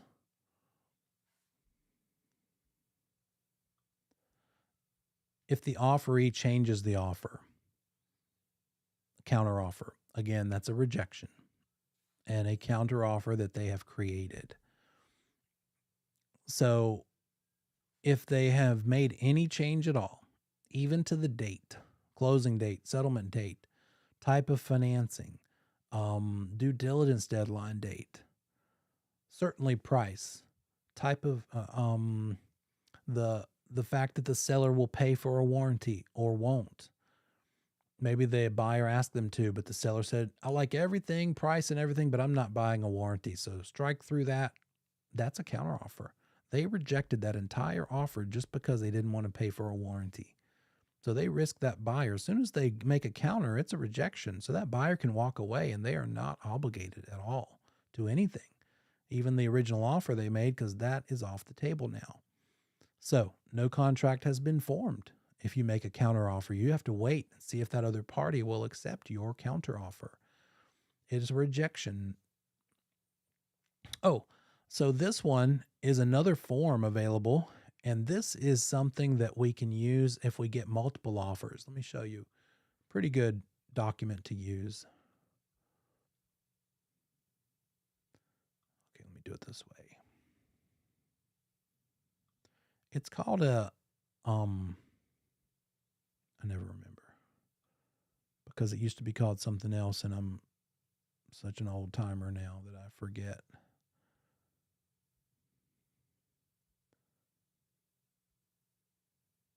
There it is. It's called a response to buyer's offer. Response to buyer's offer. It accomplishes 3 different potential goals. You pick one. Which thing do you want to do with it? Well, one thing that it does is maybe your seller or your offeree, right? You're saying, check this first box. Thank you for your offer, but we can't not accept it. So therefore, this is a rejection. However, this is not a counteroffer, but if you want to change your offer according to the following terms, I will reconsider it. I'm not obligating myself to accepting it, but you can try again, and I'll give you some guidance to make your offer better. But again, if you do change your offer and make these changes and submit a new offer to me, that's all it is. It's just an offer. I'm not, even though I've told you that I will like the following changes made, that does not mean that I have to take it if you make those changes. So it's a way that you can address a multiple offer situation. Your seller could give one of these to all 5 of the multiple offerors and say, I want you to improve your offer this way. Maybe instead of 318, I want 325. And instead of a closing in 60 days, I want it in 30 days. And I want you to not ask for the warranty. I'm not paying for a warranty. And you said you could do either conventional or FHA financing. I'd rather you do conventional, not FHA, because the appraisal is more strict on FHA, and I'm worried about my roof condition because it's an older roof and I'm not replacing the roof. A seller in a market like this, seller's market, could get away with that. And the buyer could say, well, hey, at least I have a chance to make it better. And the seller has given me a lot of good hints that I need to use to maybe improve my offer. And then you do one of these for all 5 of them and see who comes back the best, right? But again, that you're protecting that seller. You're not obligating them. You're saying this is a rejection. It is not a counter. Even if everybody changes their offers according to what I've suggested, I'm not required to accept any of them. The downside is all 5 of them could walk away. Say, well, you rejected our initial offer. We're not making improvements according to your guidelines. We're just going to go away. So you risk losing all of them. But what are the chances you would lose all of them? Probably not that strong, especially in a market like this. But you need to lay it out there for your client and let them make that choice. It also says, understand that until an offer has been accepted, we are free to consider and can accept at any time anything else. So I'm making these suggestions to you, but if in the meantime another offer comes in and I want to take it, I don't have to wait and see if you want to improve your offer or not. I'm just going to take that one if I want to. It really just makes a big fat safety net for the seller here. And then it's check one of the 3 of these, any of the 3, not multiples, only one, check only one box. What you could also accomplish with this thing is to acknowledge to everyone in writing that your seller is going to consider all offers received by this date and this time. Put in a date and time. So now you can basically say, hey, bring us your best offers by Friday at noon. And so this would be a way for you as a listing agent to get that in writing from your seller, that they want you to set a deadline for everyone to present all their offers. And again, at any time, the seller can take any offer they want to, not just the ones that are being made as a multiple. Just somebody could come in the last minute. And then the third option here is just a way to have it in writing that the seller is rejecting an offer. It's not asking for suggestions or making suggestions for improvement. It's not giving a deadline. It's just saying, look, no, just no. They're not even saying try again. They're saying, I don't accept what you've presented, period, flat out rejection. So you can use this form for any of those three reasons. Pretty useful form. And that's what this is talking about.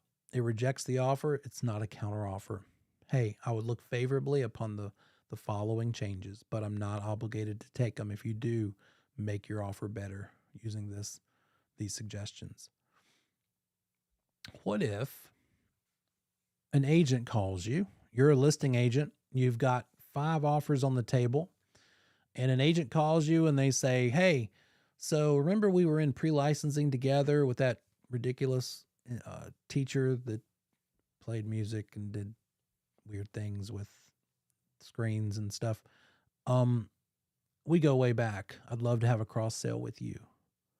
So just between you and me, old buddy, I know you've got multiple offers because you told me that, but what do I need to bring? What do I need to counsel my buyer to make as an offer in order to be the best offer? In other words, who is the best offer, or what is the best offer on the table so far that we need to beat? Whose permission would you as a listing agent need in order to answer that question?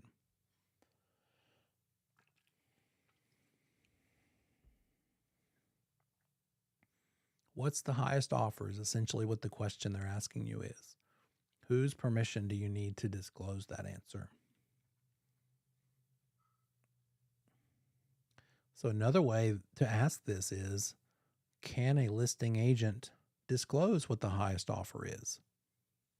If that's all the test question is asking, then the answer is yes, they could disclose that. It's not illegal, but they need someone's permission. And all of you've gotten it so far. The permission they need is the one who made the offer. That's whose permission they need. So they like to ask that question. Keep that in mind. But most people, when they get it wrong, think that it's the seller who is the one who gives permission for this or not. It's not the seller's offer, right? The seller was made the offer, but it's not for them to give approval of telling the world what the highest offer is. And then here's the other one. What if that agent calls you and says, are there multiple offers? Whose permission do you need to disclose the fact that there are multiple offers? This time it is the seller. The seller is the one whose permission you would need. I like to handle this at the upfront listing appointment before we are in the position of multiple offers, so they know how we're going to do this. So they have a chance to tell you what they want, because you might want to counsel your seller and let them know, look, just because there are multiple offers doesn't mean we want to brag about it. We might not want to admit it, and we're not required to admit it. It is not a material fact that there are multiple offers. You're not required to disclose that. So what I like to do in real life is to not get permission from the seller. I'd go ahead and tell the seller, don't give me permission. Unless you have some other reason or just want me to, I would rather you not give me permission to disclose that there are multiple offers, because I want to answer that question this way. Agent calls me, says, hey, are there multiples? I want to say, you know what? I'm sorry, but the seller has not given me permission to disclose the status of multiple offers. That way, if their buyer is that type of buyer who maybe has lost 6 in a row and they're just over it, and they're like, you know what? I don't have the energy to make another offer at the risk of losing. I don't want to make offers on a multiple offer situation. Sorry, we don't have to tell you. We're not going to tell you. You're just going to have to decide if you want to roll the dice or not, because it's not a material fact. Even if there are no offers, that's a number. 0 is a number. So my response would be, are there multiple offers? I'm sorry. I'm not given permission to disclose whether there's multiple offers. Or now, if you do tell a party that there's multiple offers, you have to tell everybody. You can't pick and choose who you tell and who you don't tell. Same answer for everybody. Either yes, there are, or no, they're not. Tell them all the same thing. No unfair advantages allowed. Anytime a client or customer signs something, we have to give them a copy of it. When? There's the same answer again. Immediately, but not later than 3 days after execution. So it's easy, right? You're probably using a DocuSign or Dotloop or Adobe, some kind of signing software, or at least email, and you can scan and email something. So there's really no excuse anymore. The reason for 3 days, I think, was back when we didn't use email so much and people had to mail things. So 3 days usually is how long it takes to arrive in the mail. But now it's kind of irrelevant because we can get it to them almost immediately in every case. So we have to provide things that people sign, copies to them within immediately, but no later than 3 days. If there's a whole bunch of changes in the back and forth counteroffer and counter to the counter and counter to the counter to the counter, and people are actually striking through these changes and initialing them, then the real estate commission says, look, that's going to eventually pretty quickly turn into a big mess. That's hard to remember, hard to discern what the actual agreed upon terms were, because you have a whole bunch of mess and strike throughs and stuff. So rather than do that, let's rewrite it nice and fresh with all the current terms in place instead of a bunch of mark throughs. Rewrite the contract clean. In fact, in real life, usually the initial offer is in writing, then the counter offers back and forth are via email and text and phone. Preferably everything based upon email so that you have something in writing to keep track of. And then once everybody agrees that way, the agent should stop everything else in their lives and hurry up and get everybody's signatures on the cleanest, latest version. If an agent decides to go to a 3-hour movie instead of locking this down, then they run the risk of something coming along that messes it all up. So that's when your time could sort of not be your own. You got to make some choices sometimes. If it comes to life or death, meaning contract or not, in a market like this, that's probably needs to be the priority, even if you don't have dinner right on time or the date doesn't start on time or at all. But that's personal decision, business decision. But closings and contracts, pretty darn important. That's what all of this is all about anyway. All this other stuff hinges on ultimately having contracts that get closed. So if offerors and offerees want to add something to a contract, what's the name of the type of document they would use to make a change to a contract? Not an offer, but a contract.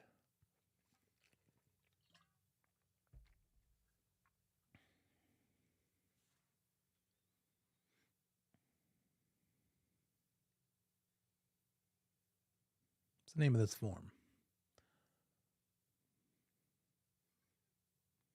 An amendment or an addendum?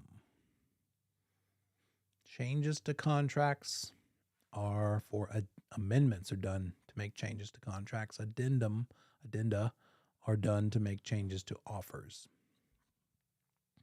True or false? Multiple offers should be delivered in the order they are received, so the offeree can consider each one in the proper order according to time. True or false? Be careful. Think about this one. Do we have to deliver them in the order we get them so that the seller could give more weight to somebody's offer that came in sooner than later? Is that important? The Real Estate Commission says no. Let's not do that. The Real Estate Commission says deliver immediately upon receipt. As soon as you get them, pass them along, no particular order. Sellers shouldn't be making a choice of offer based on when they arrived in the inbox. Because, you're not just sitting by the email as every offer comes in. You have a life, you have other clients. You're going to check your email, hopefully ASAP, as soon as you can. But if you're out showing property or helping someone else with another offer, then when you check your email, you might have three of them, three offers on this one listing that all arrived. Don't just send them one by one in order that they came to you. Just send them all at the same time without regard for when they came in. Sellers should consider the terms of the offer, not the order in which the offers arrived. So don't give any of them any preferential treatment there. Let's have a break, and then we'll talk about these last couple of things in this chapter, and we'll be done with 10. So I'll see you in 10.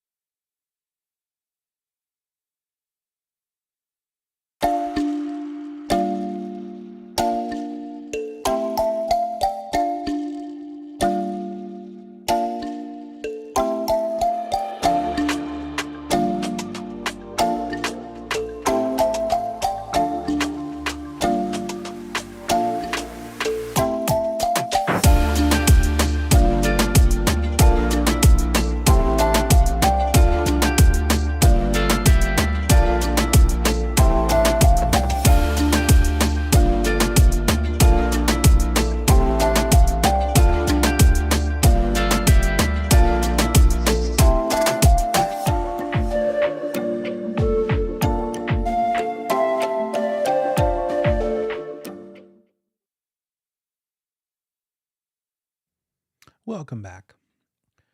All right, hang in there, guys. Let's check these three things out. We're done with chapter 10. These things are all versions. Well, first of all, let's get installment land contract out of the way. Then the last three things are kind of similar to each other. An installment land contract is when the seller is going to be the bank. The seller is not requiring the buyer to pay the entire purchase price up front. They're going to let the buyer make them payments. They're going to make those payments with some interest built into them. So that interest is the profit to the seller, right? Besides just the purchase price, since they are in exchange for not making the buyer pay the full purchase price, they're going to finance it. They're going to add interest to it, make that buyer pay the purchase price plus interest with each payment. So, in this case of an installment land contract, the seller keeps legal title in their possession while it's still outstanding. Seller keeps the deed. The buyer gets equitable title, meaning they get to possess it and own it and use it. So the buyer gets to possess it, but the seller still keeps the deed until it's paid off. That deed, which is also legal title, will transfer to the buyer when the full debt is paid. Installment land contracts, just like regular contracts, should be recorded to protect against third-party claims. The names of the parties involved are weird because they don't really make sense related to what this thing is. So the seller is called the vendor and the buyer is called the vendee. Vendor and vendee, if you see those terms, think installment land contract and think that means seller financing. Why would someone do this? Why would a seller be willing to finance the property for the buyer? Maybe the buyer has bad credit. Maybe the seller feels sorry for the buyer and confident that they will pay as promised, so therefore they don't make them go to a bank. Maybe the seller has already tried to sell the property to regular situation buyers and they can't for some reason. Maybe it's something about the property makes it less desirable. And so they're just thankful to get a buyer who's interested. And it just so happens that buyer has poor credit or something that keeps them from getting normal financing. So maybe both of them are not ideal. Possibly. Not necessarily, but possibly. The risk of an installment land contract is pretty much on the buyer. The buyer is at the most risk here because in the case of a foreclosure, if that buyer doesn't pay when they're supposed to, and the seller chooses to foreclose, take the property back, then any payments that buyer has made, they're going to lose. They're going to lose the property itself through the foreclosure, and any profits that they normally would get, they're not going to get. In a regular bank foreclosure, when it's a normal bank, there's a chance that if there's enough money left over after the bank forecloses and has the foreclosure sale and gets paid off from that sale, and all the liens are paid, maybe the buyer also had some liens because of tax issues or mechanics liens. Once all of those obligations are paid in a foreclosure, anything left over will go to the buyer, the borrower. Usually there's nothing left over. But in this case, that's not even possible. In the installment land contract, they're going to lose any payments they've made toward ownership, the property itself, and any profits on the sale. So a buyer would not be best served by doing this. If they could get regular financing, they should. And so therefore, it's usually not the case that they can get it. And that's why they're entertaining an installment land contract to begin with. For this one, there are three kinds of contracts that have to do with buying in the future. One of them is an option to purchase, which I think we've talked about. With an option to purchase contract, the buyer is saying, look, I'm not going to buy it today. There's still some things I want to do to make sure that I want to buy it. And so, what I want to pay you, seller, is an option fee so that you won't sell it to anybody else until I'm sure that I want to buy it or not. That's what an option to purchase is. But this is for someone who's not going to live on the property in the meantime. During the option period, the optionee does not occupy the property. In other words, it's not going to be a renter who is saying, look, I want to buy it or decide if I want to buy it later. This is not for renters. There's another one that is, that we'll see in a minute. But this one, a straight option to purchase, is for a non-occupying potential buyer that just says, look, I might want to buy your property. Let me give you some money now in an option fee. And you'll sit back, seller. You'll sit back and wait for me to make my choice later. Maybe I'm waiting to see if the zoning changes from residential to agriculture or industrial or commercial. Maybe I'm waiting to see if the road gets approved that I think is going to cause more traffic in a good way for making a more attractive, more valuable property because I want to put a business on it. Maybe I need to make sure it'll allow my business to be put on it. So with an option to purchase, the optionee is paying for the privilege of the seller not doing anything while the optionee does their work and waits to find out if they actually want to make the offer or to go through with it and exercise the option. An option to purchase must be recorded to be enforceable. Time frame for this, it depends. I mean, I could see it being a year, maybe even 2 years. Who knows? Just depends on, it's a negotiable item as to how far out this option period is. Maybe they started out being like a 6-month option or a 1-year option, and we get close to the end. And if everybody's in agreement, maybe the buyer optionee says, I need some more time. Will you let me extend the option for an additional amount of money? So it's negotiable. This is what's called a unilateral contract. Remember the straight up contract that we've been talking about, buyer wants to buy it, seller wants to sell it. That's a bilateral contract. Both buyer and seller are making promises that they have to fulfill. With this one, the optionee is the one who is deciding if they want to buy it or not. The optionor cannot terminate. They don't have the option to back out. If they accept that offer, that option fee, they have to sit there and wait to see if the buyer actually wants to go through with it. And there's nothing they can do otherwise. They can't back out. So it's unilateral. So what's an example of a unilateral contract? An option to purchase. The control is in the hands of the optionee. The optionor, the seller, has to just sit and wait. And again, the optionee, the buyer, the potential buyer, does not occupy the property in the meantime. During this option period, they're not living there. But what about for the case of if it's a renter? What if it's a renter who might want to buy it? Now it's going to be one of these two things. These are called preemptive rights. Preemptive, meaning ahead of time, right? Preemptive rights. Just take them one at a time. Don't look at the bottom one yet. Let's look at the top one. The right of first refusal. This is saying that optionee person, right, the holder of this right of first refusal, can match future offers. If the seller does get an offer, you're going to give this person the chance to meet or beat it before you sell it to that other offer. So it could be a renter who says, look, I like renting from you. I'm happy being a renter, but I don't want to be a renter from just anybody. So if you ever do get an offer, Mrs. Seller or Mrs. Landlord, don't sell it to anybody without giving me a chance to buy it first. Give me the right of first refusal.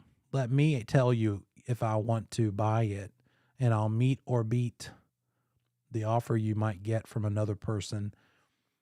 Don't just sell it without asking me first.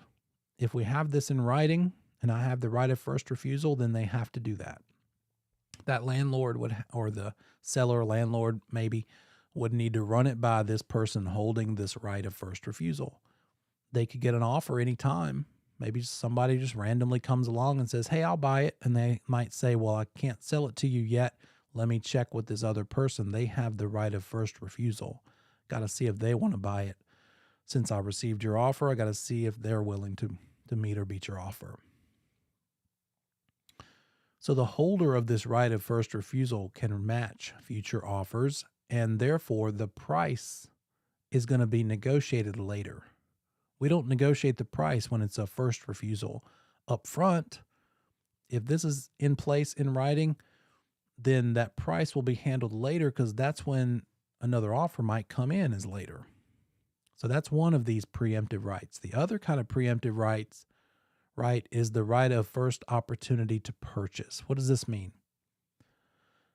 This says that if the owner decides they want to sell it, they will let the person holding this right buy it first. There's not a third party like there is on the first refusal one.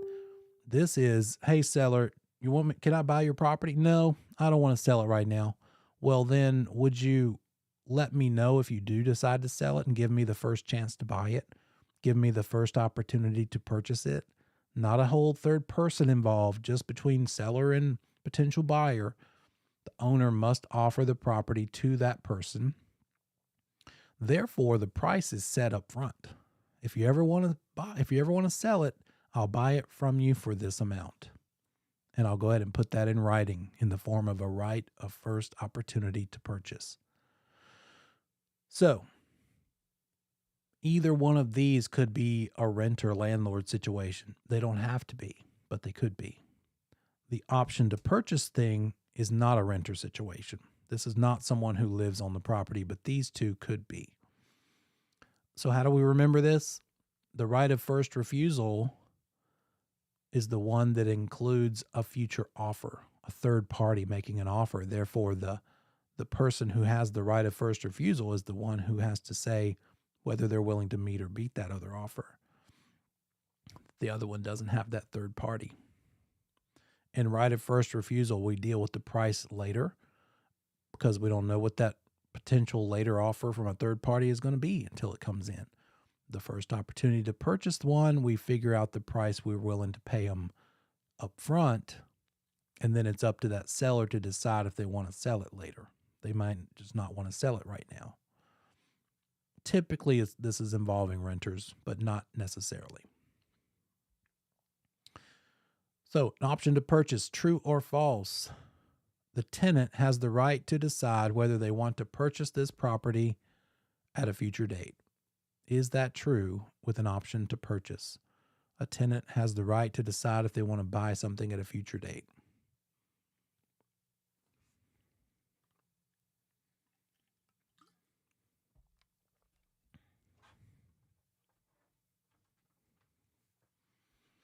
Careful.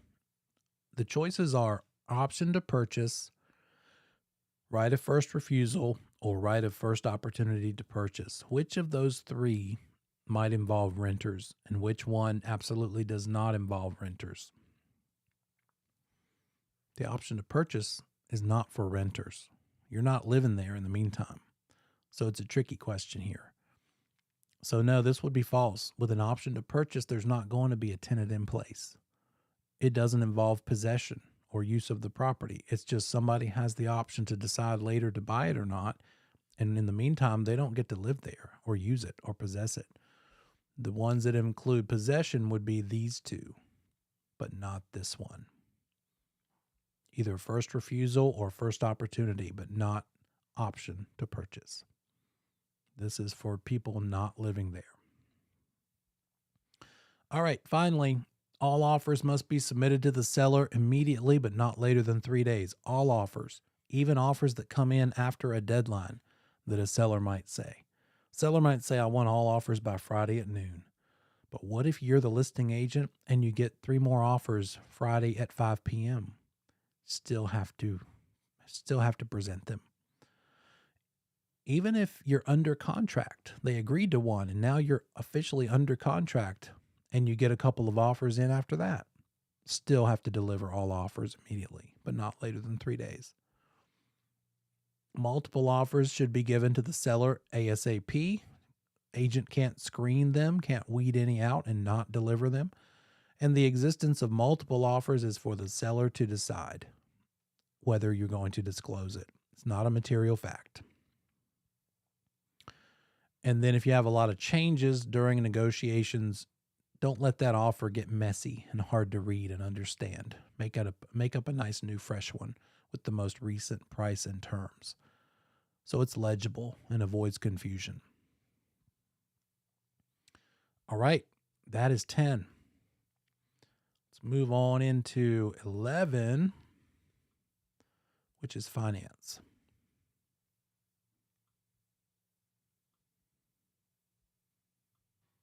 Here we go.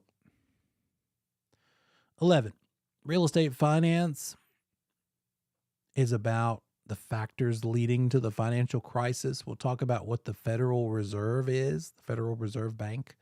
What's the primary mortgage market? What's the secondary mortgage market? Let's dig into conventional FHA, VA, and then other kinds of loans, types of loans that buyers might use. Residential lending practices and procedures, federal legislation about finance. The level 1 stuff is the primary and secondary markets, Equal Credit Opportunity Act, USDA loans. Some application level 2 stuff is individual types like FHA, VA, mortgage lien priority, financial legislation. And this finance is 12 questions on the national and I believe 11 on the state. It's a double-digit one. It's like 21 or 22 total, something like that. So, first of all, we're talking about borrowing money. You've probably all, at some point, borrowed something. Credit card money, cars, might have had a car payment, motorcycle, student loans. Anytime you're borrowing money, you're not just paying back what you borrowed. You're paying back what you borrowed with interest on top of it. And that one who loaned you the money is doing it because of the interest. That's how they make their money. They're using their money to make more money. And that additional money they're getting is their profit called interest to them. So the principal is the amount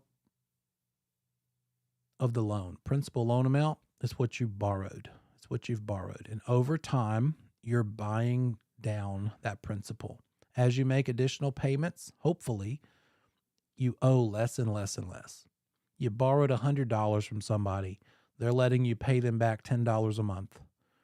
By the end of 10 months, you've paid back $100. But they're probably not just loaning it to you interest-free. They're going to charge you interest on top of each of those payments. So it'll probably take you longer than 10 months because they want you to pay them back more than the $100 you borrowed. Maybe they want you to pay them back $120. So you might have to pay them $10 a month for 12 months to make it to that interest plus principal number. That times a whole lot more is what we're dealing with mortgages, right? So when you see the word principal, think principal loan amount, the full amount that you borrowed in order to buy that house. That pays down your debt. That also creates your equity.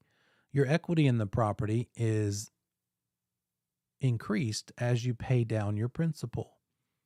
You borrowed $100,000 principal loan amount to buy that house. That house was worth $110,000. You borrowed $100 plus you had $10,000 from your birthday from grandma to put as a down payment. So with your $10,000 down payment and the $100,000 you borrowed from the bank, you're able to give that seller the $110,000 sale price that they demand. As you make payments, that amount you borrowed of $100,000 goes down. So over the first year or so, maybe that $100,000 initial loan balance gets knocked down to $93,000. At the end of the first year, maybe now you just owe the person you borrowed it from $93,000 instead of the $100,000. So that's what we're talking about with principal. The interest that they're letting you, the interest that they're charging you is the charge for the privilege of borrowing that money from them.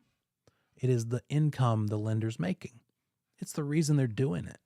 Why would you loan money to somebody? So that you could make a profit from it, so that you could make money on your money that you're loaning. So these two things are important as we go along. The difference between principal and interest. We'll also talk about them when it comes to the monthly payment. When you have a house payment of $1,500 a month,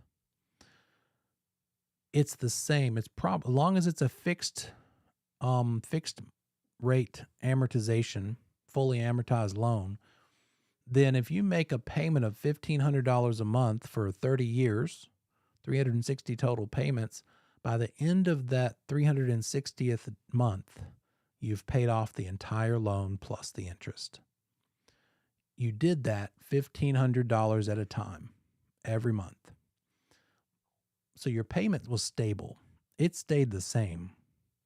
However, every month when you paid that $1,500, a different amount of the $1,500 went toward your principal and compared to the interest.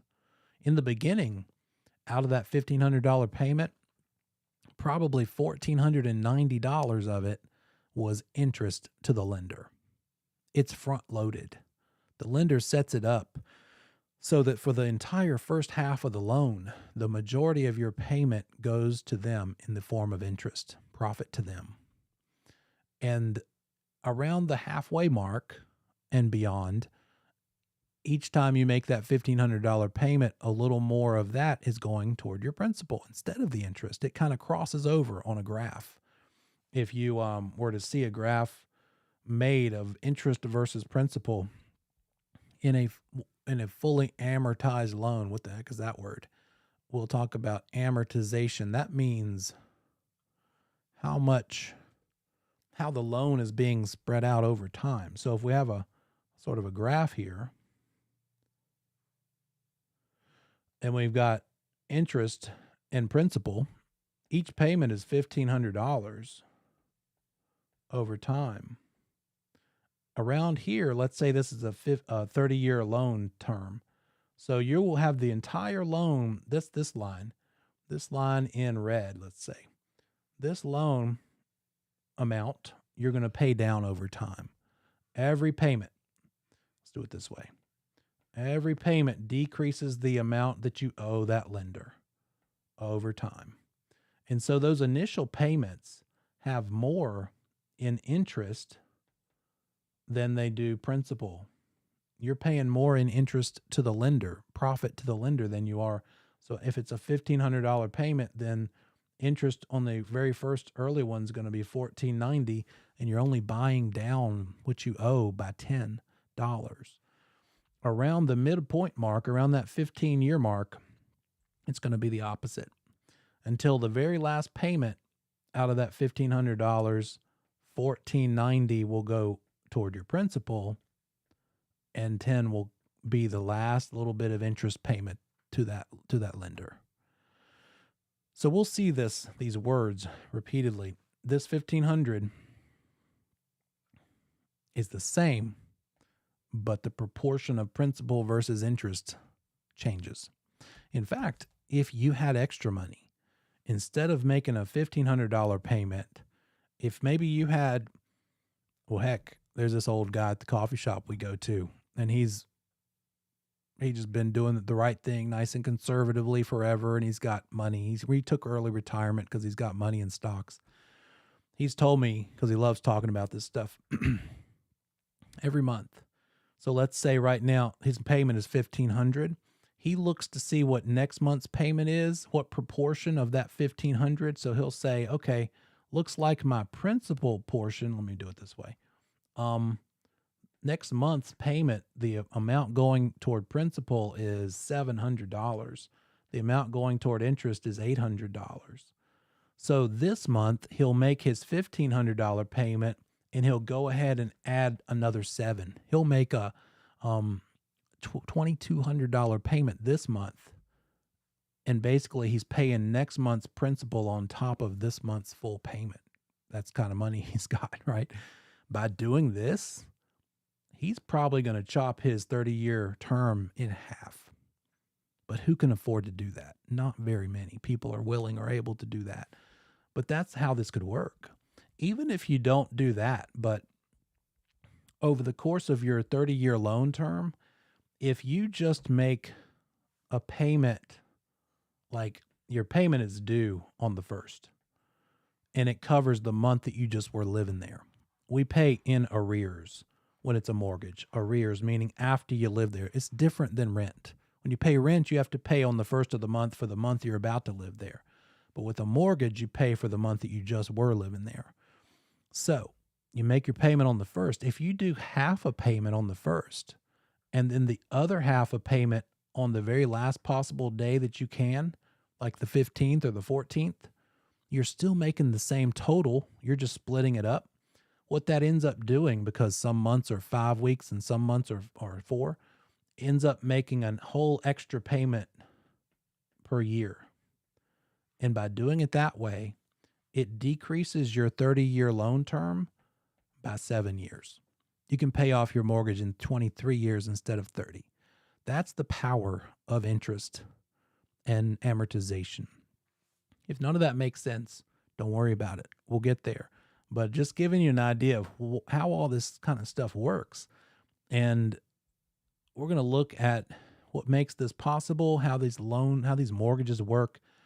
If you ever win the lottery, don't buy 2 Maybachs. Buy 1 Maybach, and then use that other $500,000 or $1 million to loan out to people so you can get paid interest. Be the bank, right? The banks are the ones who rule the world. So loan money to people.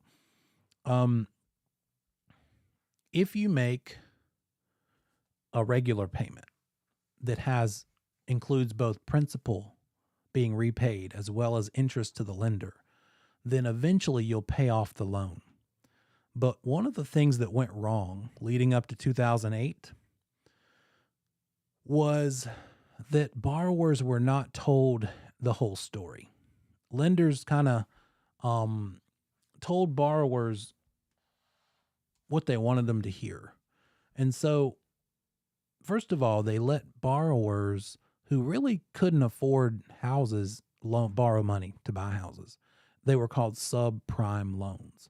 Borrowers that had lower credit, that had not proven that they make responsible payments historically, they were given loans anyway. Because the idea here lenders had was, well, surely nobody's ever going to not make their house payment. They're going to want their shelter in place, right? That's one of the basic requirements. So therefore, who would ever not pay their house payment? Lenders put way too much trust in human nature, thinking that people would not let their house go into foreclosure. In fact, they thought people would rather let their car be repossessed than let their house go into foreclosure, which was a huge mistake. How many houses have you seen that are kind of modest, but the cars parked out front are pretty darn nice? Kind of not a consistent thing, right?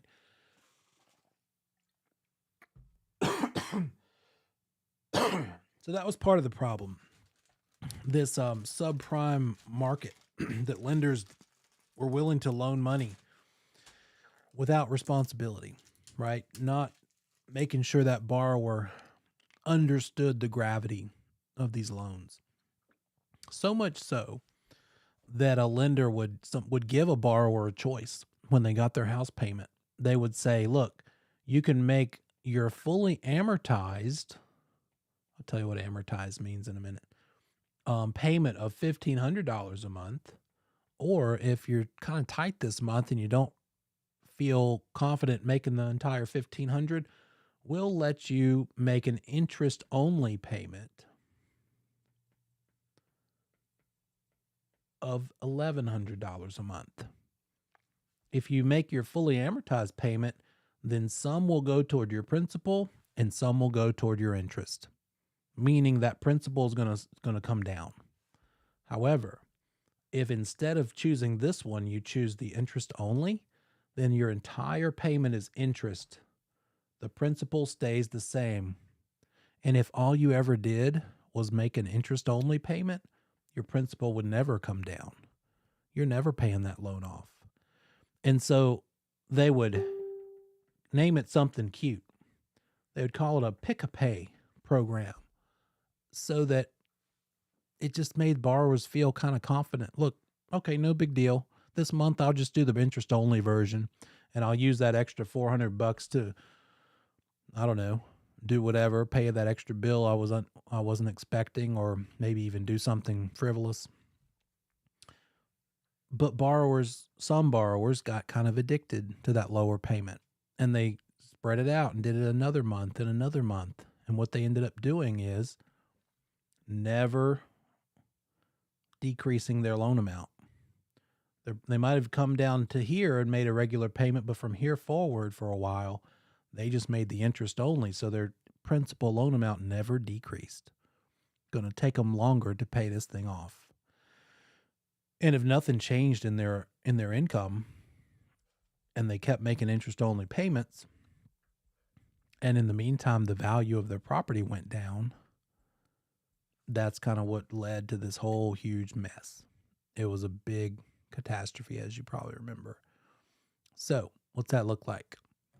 Interest only payments do not reduce the principal or increase your equity in the property. What's equity? Equity is how much you're going to get when you sell it. You borrowed something. If you borrowed $100,000 to buy it and then put your own payment of $10,000 down payment, because the purchase price was $110,000. Let me do it this way. Let's say the purchase price was $110,000. That's the full sale price. And then you borrowed most of that, $100,000 of it. And then you put your own down payment of $10,000. As you make your payment and decrease the principal every month, maybe after the first 8 years, you've dropped that principal down to like $80,000. Your equity is all of this. When you sell the property, maybe you sell it for what you bought it for, but probably you're going to sell it for even more than that, because one of the advantages of real estate is that it appreciates. So when you bought it 5 years ago, it was worth $110,000. That's what you paid for it. But now it's worth $120,000. Plus you've paid your loan down from $100,000 down to $80,000. So it's worth $120,000 now. And you have to pay the lender back only $80,000, not the full $100,000, because you've been paying them a little bit at a time. So what's your equity? The new value of $120,000 minus your new loan amount that you've worked your way down to. So you've got $40,000 of equity. When you sell your house at $120,000 and pay off the lender the $80,000 you still owe them, and pay a few more closing costs like a pesky real estate agent commission and whatever else, you might end up with not 40, but maybe 32. You walk away with $32,000. That's your equity. Your equity in the property is the 40, but you had to spend some of that in the form of like commissions and some closing costs. But as a listing agent, our sellers want to know, what could I get? What could I walk away with? And first question is, let's see what your equity is based on what we think your house is worth today and based upon how much you're going to have to pay your lender. It might also be that someone doesn't want to sell their property, but they know they have some equity in their house, that $40,000 equity right now. So could they borrow against it? And the answer is yes. That's what a home equity line of credit, or HELOC, is. It's when the bank lets you borrow against the equity you have in the property. They probably won't let you borrow all of your equity. Typically, it's like at most 80% of it. So if you have $40,000 of equity, they might let you get a HELOC loan for $32,000. That means you get a debit card. You could swipe that debit card, and it's just going to take away from that $32,000 available equity. Now, when you finally sell your house, you're going to have to pay back whatever you owe the primary lender plus whatever you owe on the second mortgage home equity line. So that's something to know as a listing agent. How many mortgages do you have? Oh, you have a primary? You don't have a second mortgage? No, I don't have a second mortgage, but I do have a home equity line of credit. And you're thinking, that is a second mortgage. I'm glad I asked. So when you do your math to show them what they're going to end up with after they sell their house, you need to include how much of home equity line of credit did they pull out? How much equity is left for them to get? You might find out they took all of it out. So they might not even have anything after they pay off both loans. It's worth 120. They got to pay 80 to that first loan. They borrowed the entire amount here. And so all they have is $8,000 in equity. Is that enough to pay you? Let's see. A purchase price of $120,000 times, let's say you're worth 6%. Oh, $7,200. You're within $800 of the equity they have available and how much you charge, if that's what you charge. So this is important stuff to know. You need to know what these different loan amounts are so that you can make a decision if you even want to take that listing. Because you might have to take a reduction just to get it sold for them because they can't afford it. So an interest-only payment does not reduce the principal and does not increase the equity. Okay, what is this thing, amortization? It's got a root word, mort. And when you see mort, think mortician, dead people, or death. So amortization means the death of the loan. The loan is dying. You want it to. You want to kill that loan. And you're killing it over the term of that 30-year mortgage or 15-year mortgage. By the time you're done making payments for the entire term, the loan is dead, gone, paid off. Celebrated, right? You're happy. You're going to get a deed proving that you have paid off the loan. You're going to get a piece of paper from the lender saying no longer need to make payments. You've paid in full. So this amortization process is the reduction of the amount you owe all the way to zero. There's lots of different ways that you could amortize a loan. The typical way that brings you down to zero with regular payments of the same payment the entire time is using a fixed interest rate. A fixed rate mortgage is going to be the same payment every month on month 1 all the way through month 360 if it's a 30-year term, right? 360 months in 30 years. Or it could be an adjustable rate. Instead of your payment being based on the same rate, right now they're around 6.5%, it might be that the bank will say to you, we will loan you the money on a variable interest rate. We'll let you borrow it at 4% the first year, and then it's going to go up or down after that first year, depending on something in the stock market. Actually, T-bills, 10-year treasury bond, usually is what it depends on. What that looks like at the end of that year is going to determine what your new interest rate's going to be the second year. So every year it's going to adjust.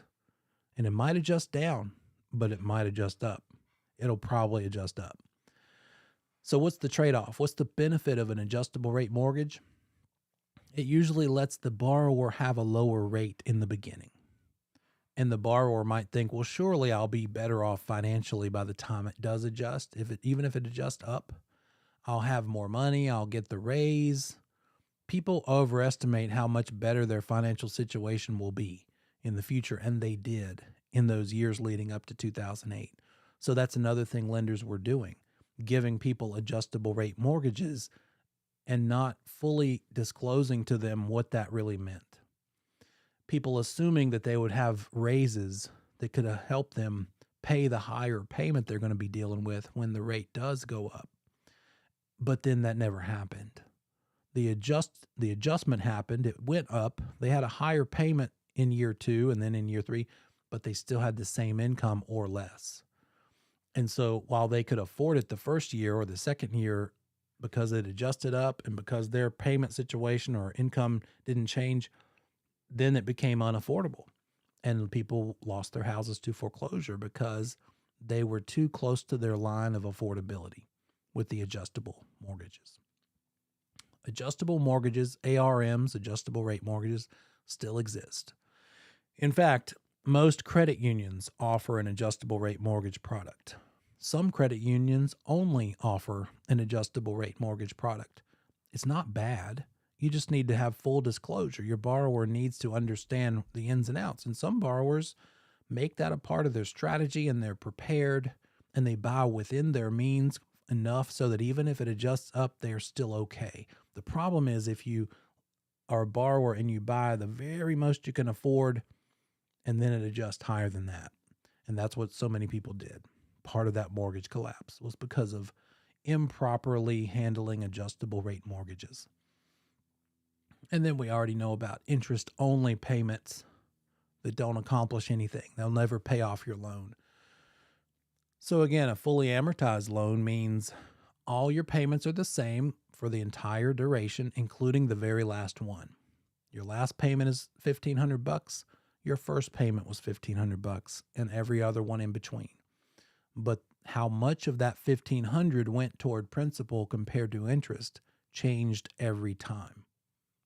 Started out being mostly interest, ended up those last few months being mostly principal with each payment. There's another choice. Instead of a full amortization, you could do something called a partial amortization. That means that when you make your payments, your first payment all the way up to your almost last payment, every payment except the very last one is going to be the same amount. They're all going to all be $1,500, but your very last payment is going to be more, a bigger payment to pay off the entire loan. So the lender's letting you basically make your payment as if it were a longer term. And so therefore all of your 359 payments can be $1,500, but that 360th very last payment is maybe going to be like $3,000. That's called a balloon payment. When that last payment is more than all the others, that's a balloon payment. It ballooned up there at the very end. It lets you, therefore, for that almost entire loan duration, it lets you have a lower than typical payment. You're pushing all the bigger chunk at the very, very end. It might be like $10,000 due on that very last payment. Do we care about the balloon payment? What are some strategies to avoid having to even make that last payment? Well, you could pay the whole thing off early. Well, what if you can't? You could refinance it. Before you get to that big final balloon payment, you could just refinance into a new loan. Maybe the interest rates have come down and it will be a lower monthly payment. That happened a lot in the last couple of years. People had like 4 and 5% interest rate loans.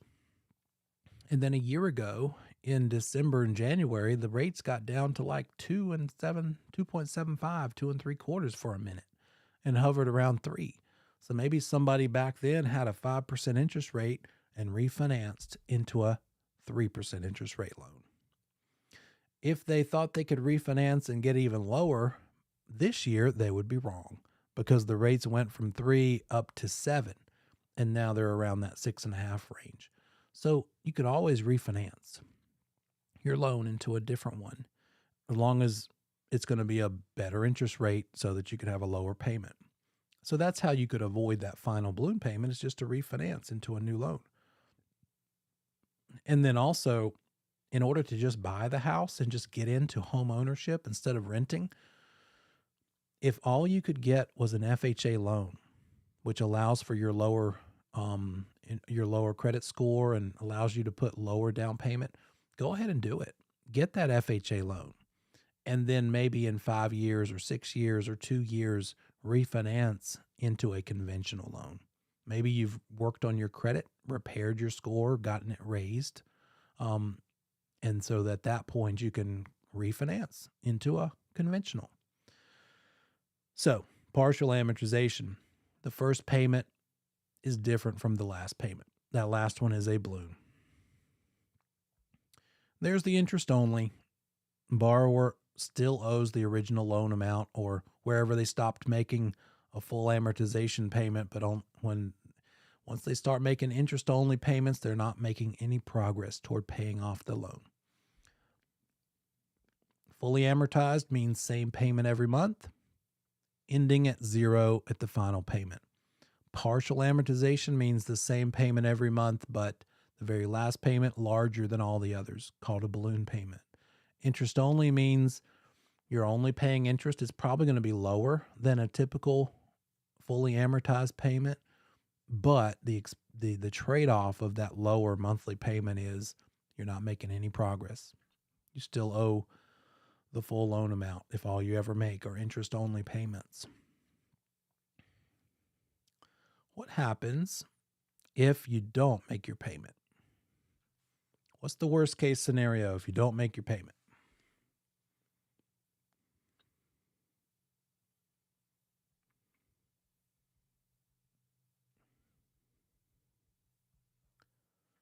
You got it. They take it back. Foreclosure. Not necessarily if you just miss one payment, but eventually, at some point. How many payments do you have to miss before the lender forecloses? It depends on what the lender wants to do. It is at their discretion. Depends on the market, depends on their business plan. In 2008, there were so many defaults, so many people who couldn't make payments, that some people got to live in their house without making a payment for like a year before the lender could even catch up and realize it and foreclose on them. And then, of course, that's no way to live, right? You're probably stressing out every month just waiting to get that letter from the lender that you're being foreclosed. But that's what happened, right? So here it is. Defaulting on your payment could be 1 month, 2, 4, 8, 6, whatever. Eventually could lead to foreclosure. So that's what we're going to talk about. What does that foreclosure process look like? We're going to see two words: mortgage, which everybody's used to, and that's what we all call it. But in North Carolina, it's not called a mortgage. The legal term for mortgage in North Carolina is deed of trust. That's unfortunate because it gets confusing. You're thinking deed is the title. Well, deed of trust is not the deed. Two different things, two different documents.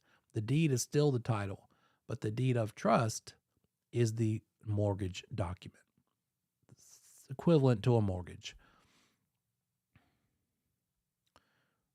So when you borrow money to buy a house, there are two main documents you're signing. One of them is the mortgage, or in North Carolina, it's called the deed of trust. The other one is this thing, the promissory note. Anybody ever borrowed money to buy a car or a motorcycle? Then you've signed a promissory note. That's the thing that says how much you're borrowing, what your payments are going to be, at what interest rate, and for how many months, or what loan duration, what loan time, how long are you borrowing this money for? All of that is addressed in the promissory note. It's the essential elements of the loan, legal evidence that there is a debt in existence. And what's included? What are the essential elements of a promissory note? Well, the duration, the term. It's a 30-year loan, 15-year, 20-year. The promise that you will repay it in writing with your signature. Yes, I promise I'll pay it back. I promise, promissory note. And then the signature of the one borrowing it, the borrower's signature. Another element of a promissory note is the legal term negotiable. It is a negotiable instrument. A legal instrument means a form, a document.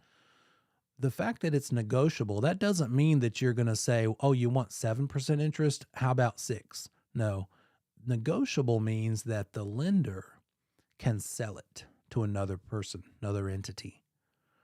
And you're the borrower, and you have no control over who ends up buying your note. You just owe the money, but the person to whom you owe it could change. Anybody ever had a mortgage that got sold and you started making your payment to Bank of America, and then you started having to make it to Wells Fargo or whatever? That's what we're talking about. this promissory note needs to have a provision making it negotiable to give that lender permission to sell it to other lenders. Because it might be that a bank doesn't want to wait 30 years to get paid in full. Because if that bank could go ahead and cash out and sell your note to another bank in full, then they have a chunk of money that they have profit built into. Now they can loan that money that they just made out to more borrowers, and it's a cycle. Why would that other bank buy your note from the first bank? Because they do want the 30-year duration. In fact, I would love it. I wish I had enough money to loan enough people so that a bunch of people owed me interest payments for years and years and years. Then you kind of don't have to get out of bed and go to work because your money is working for you. That's sort of the idea there, right? So a negotiable instrument or a negotiable component of a promissory note means the lender can sell it, can transfer your debt to another. And now you make payments to that other, not the first one, not the first lender, but the one they sold it to. A promissory note is not recorded, doesn't need to be recorded. There are some extra provisions that are common in promissory notes. One of them is something called an acceleration clause. You owe money to somebody. If you miss a payment, then it triggers this acceleration clause. If the lender wants to, the lender could say, oh, you missed a payment. Now you're in foreclosure. We're foreclosing on your property because you violated the agreement, and it triggered the acceleration clause. What are you accelerating? You're accelerating how much time you have to pay off the full loan. Instead of 30 years, now it's today.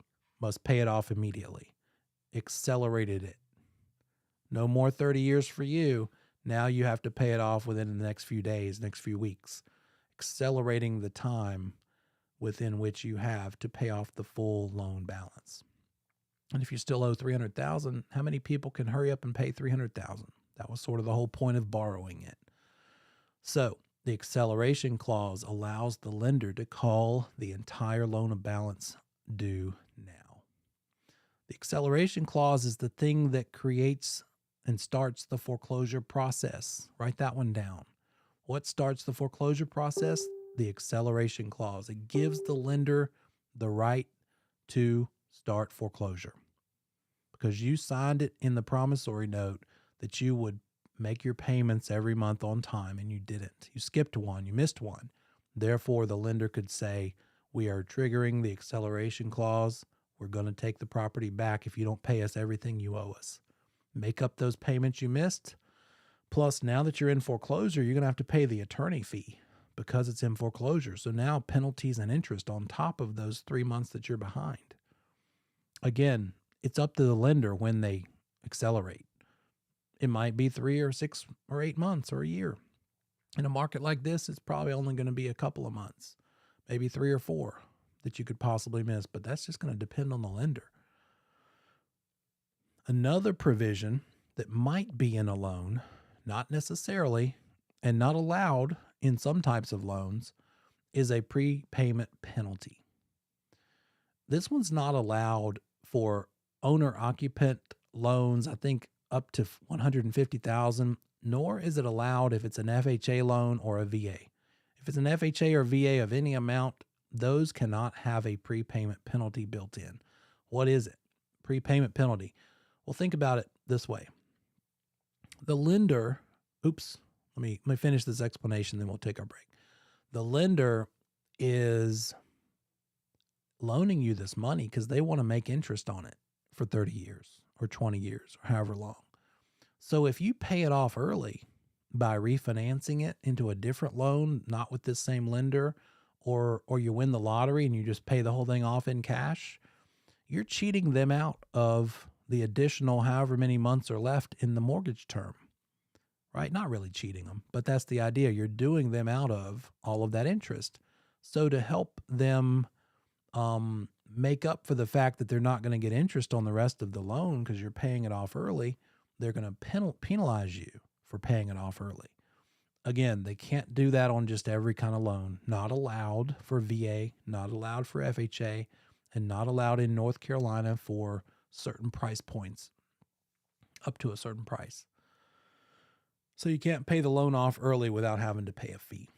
It's not uncommon, though, for a refinance mortgage, not a primary purchase mortgage, but a refinance, to have a prepayment penalty. So look real close at that paperwork.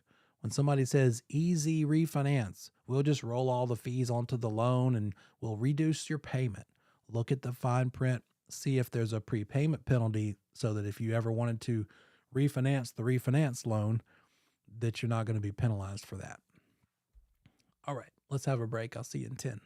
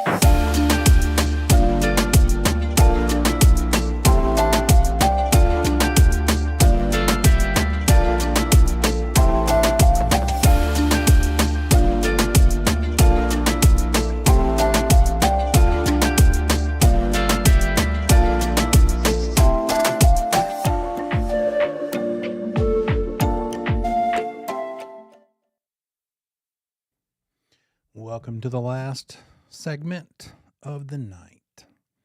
Almost there. Here we go. Let's finish this out. We just talked about the prepayment penalty that might apply, not necessarily to all loans, but some, and not allowed to be on VA or FHA loans. There's another clause that's in that promissory note. So we've had the acceleration clause, which says if you miss a payment, it accelerates the time you have to pay it back. We have a potentially a prepayment penalty maybe, but then this one is also going to be in every one. Another one that's in all promissory notes, the alienation clause. The term alienation means to separate or alienate yourself from the property. You're transferring it away from yourself. You're selling it. So if you're selling the property, the lender says, well, you've got to pay us the entire loan amount. Wouldn't it be nice, though, if when you sold a property, you could just keep the mortgage in place? You could get $300,000 sale price for the property and just keep making that lender $1,500 payments a month, and you have $300,000 in the bank. Wouldn't that be nice? But the lender doesn't have any collateral, right? Because you've sold it. So that'll never happen. So anytime you sell the property, the lender wants the entire balance. They need to have the payoff, the final payoff. The entire balance is due.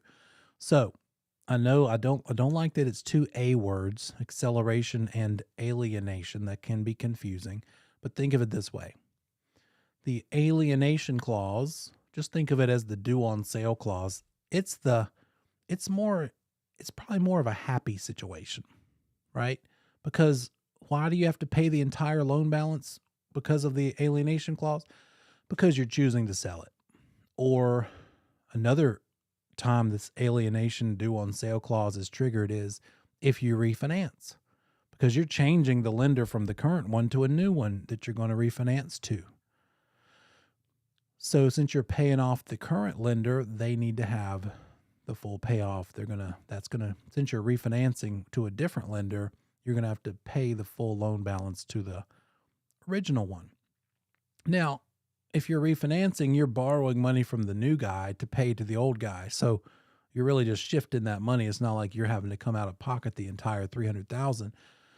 But anytime you are selling the property, whether it be a refinance or selling it to a person, that triggers the due on sale clause, also known as the alienation clause. And again, that's more likely to be a happy situation because you're choosing to sell it.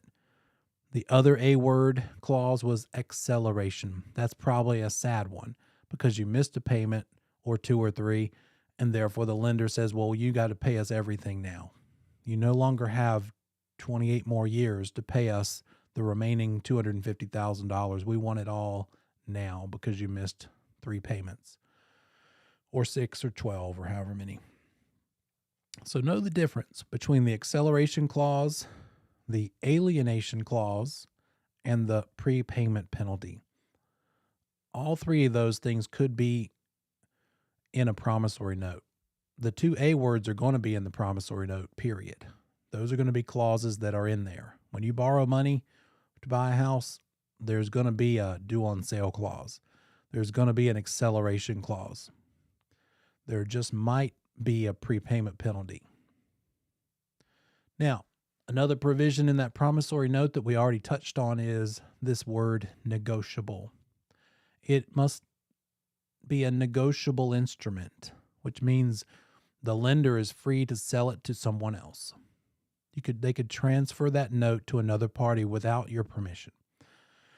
When you agree to borrow this money, you're agreeing that the lender can sell your note.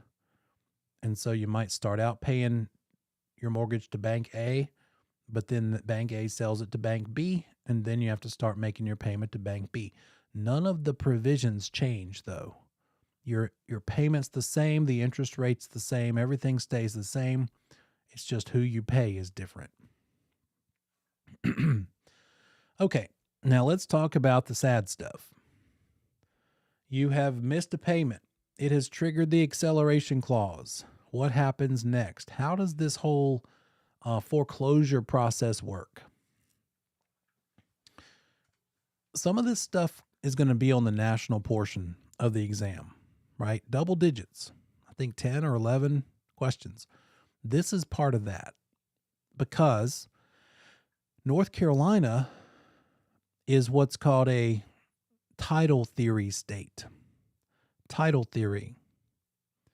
A title theory state means that you don't have to sue the borrower for foreclosure. The lender, if the lender chooses to foreclose, they don't have to go to court to do it. With a title theory state, you signed a deed of trust document when you bought the house and borrowed the money. And in that deed of trust, you went ahead and gave the lender permission to foreclose on you if you don't hold up your end of the bargain. What is the mortgage or the deed of trust? They're the same thing as each other, but what do they accomplish? The promissory note was the thing that spelled out the type of the loan terms, the payment, the number of payments, the amount borrowed, the interest rate. That's the promissory note's job. So in order to borrow money to buy a property, you have to pay to sign a promissory note, but then we also need to make the property collateral for the note. In other words, we're pledging the property as collateral. Anybody ever been to a pawn shop, right? You're pawning a piece of property. If you don't come back and pay back that loan, they're going to keep your watch that you pawned. That's the collateral. That's the safety net. Well, when you borrow six figures from somebody, you borrow $500,000 to buy a house, do you have $500,000 just set into an account in case you don't pay it back? No, that's why you're borrowing it. So what you do give as reassurance is collateral in the form of the house itself, the property. That's what the mortgage is, or the deed of trust. It is you pledging the property as security for paying back the loan. It's you saying, I promise I'll pay back the loan, and I pledge the property. You can foreclose on it if I don't. So think of those as two different documents, because they are. The promissory note spells out the loan terms. The deed of trust puts in the provision that they can foreclose and take your property if you don't follow and adhere to the promissory note. It's two different things. In North Carolina, we call the mortgage a deed of trust because there's three parties involved. The one who's borrowing is the grantor. They are what are they doing? The grantor is the borrower? That doesn't sound right. You'd have probably thought that the borrower would be called the grantee. But think about what's happening here.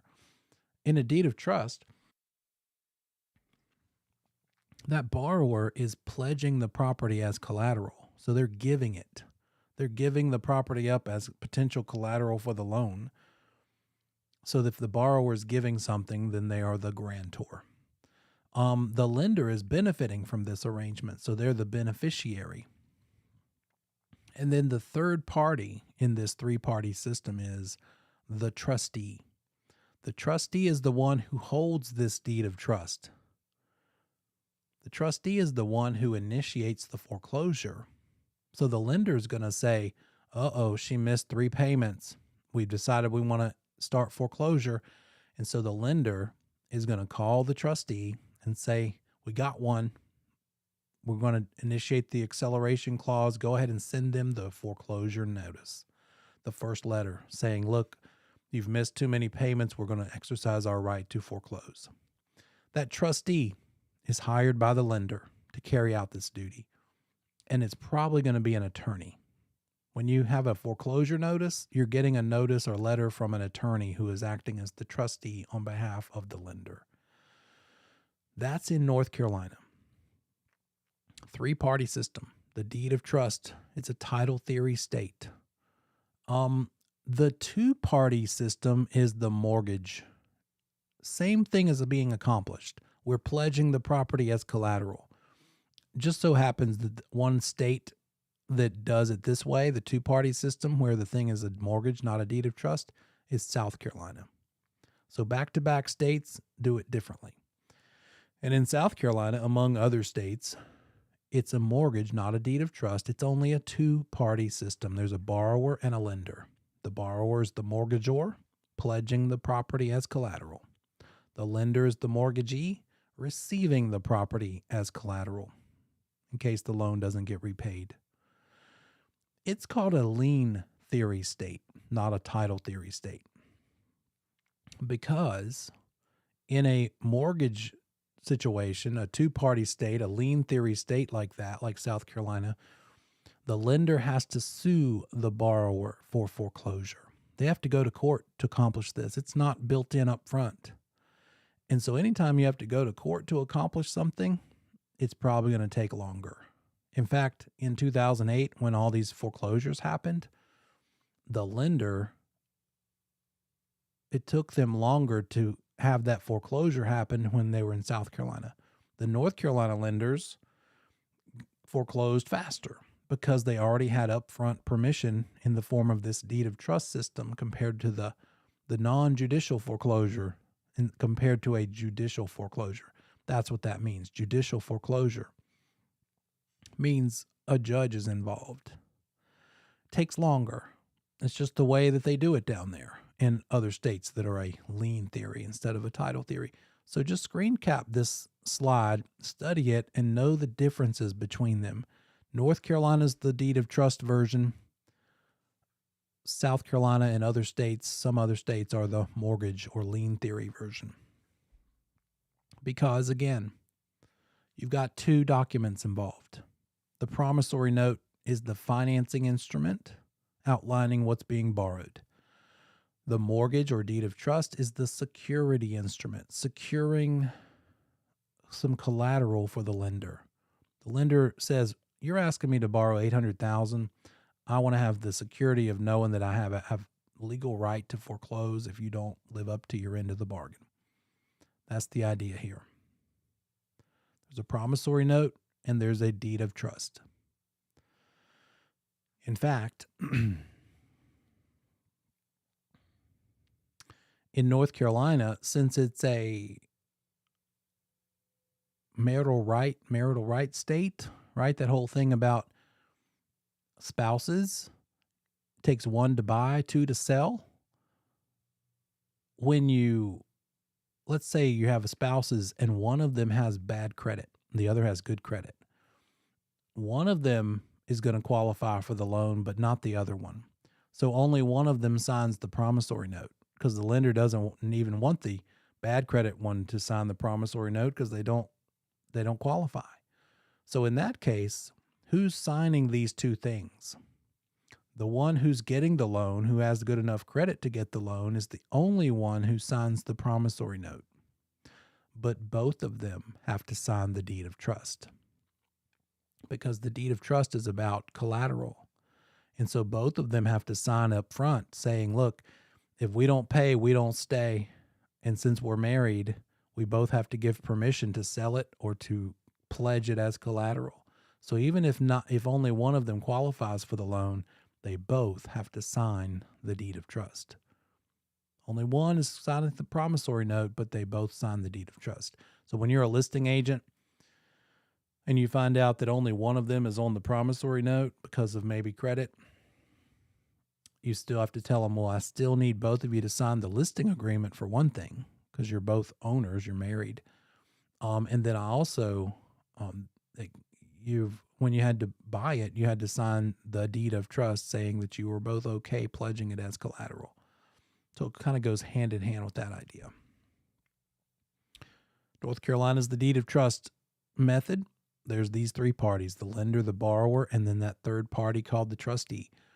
This thing that the mortgage and the deed of trust accomplish, pledging the property as security, is another $10 word that you might run into, and you'll just have to know it for the test, but you don't ever have to know it in real life for the business, but it's called hypothecation. Hypothecation is when you pledge the property as collateral or as security for the loan. Hypothecation. There are some essential elements of the deed of trust, just like there were for the promissory note. Let's review the essential elements for the promissory note first. Here they were. The term. It's a 30-year loan. The promise to repay. The signature of the borrower. The fact that it's negotiable, that it could be sold to another lender. And the promissory note doesn't get recorded. That won't show up in the register of deeds. Now, the deed of trust has these essential elements. A legal description, because we need to know what the collateral is. Where is it located? It needs to be in writing. It's the signature of the borrowers, the identity and signatures of the borrowers. And it does get recorded. So what things get recorded? Deeds of trust. What doesn't get recorded? The promissory note does not get recorded. I'd probably make a chart. Promissory note on one side, deed of trust on the other, and write these things down from memory and then just study it that way. Deed of trust gets recorded because it needs to be on the public record that you have pledged this property as collateral. And the deed of trust provisions include some similar words we've seen. Acceleration clause, the fact that if you miss a payment, you're going to have to pay the whole thing. An alienation clause, also known as a due on sale clause, which says if you choose to sell it, you have to pay back the whole thing. And then maybe a prepayment penalty. You've got to have these terms solid. Got to know what you're talking about here. Test question might say, Joe and Nancy chose to sell their house. The fact that they have to pay off the loan balance from the proceeds of their sale reflects that there is which of the following clauses in their deed of trust? Acceleration clause, alienation clause, or prepayment penalty. So which of these things is the requirement that they pay off the entire loan when they sell the house? Which one of them is what you do? Which one of them requires you to pay the loan off because you've chosen to sell it? Tell me in the chat.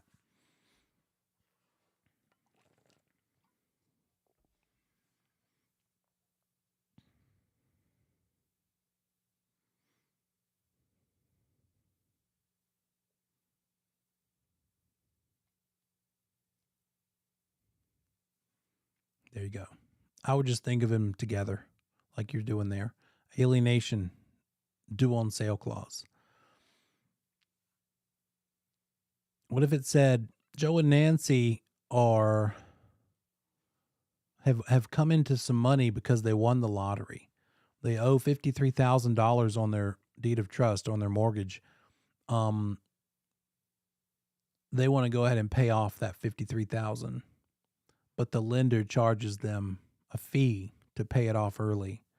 Which provision in the deed of trust allows the lender to charge them this fee for paying the loan off early?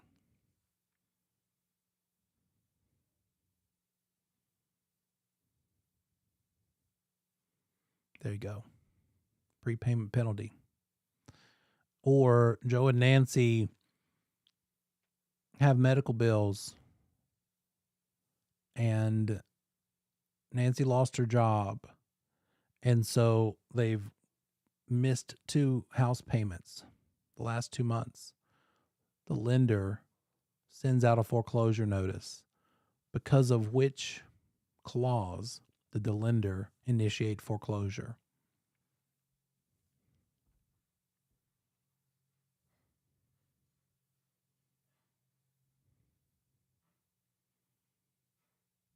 You got it. Make sure you quiz yourself with these things. Make sure that you read that part in the book, look at those examples that they give you, and just have that down pretty solid. In that deed of trust, which is the pledging of the property as collateral, what is the borrower's obligations? What are their obligations? Well, they're promising to make the payments.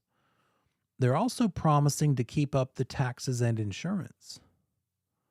Why do you have to promise the lender that you'll pay your taxes?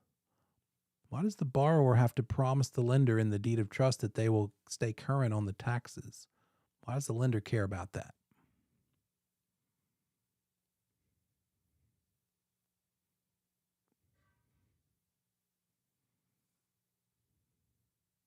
What could happen if you don't pay your taxes, your property taxes?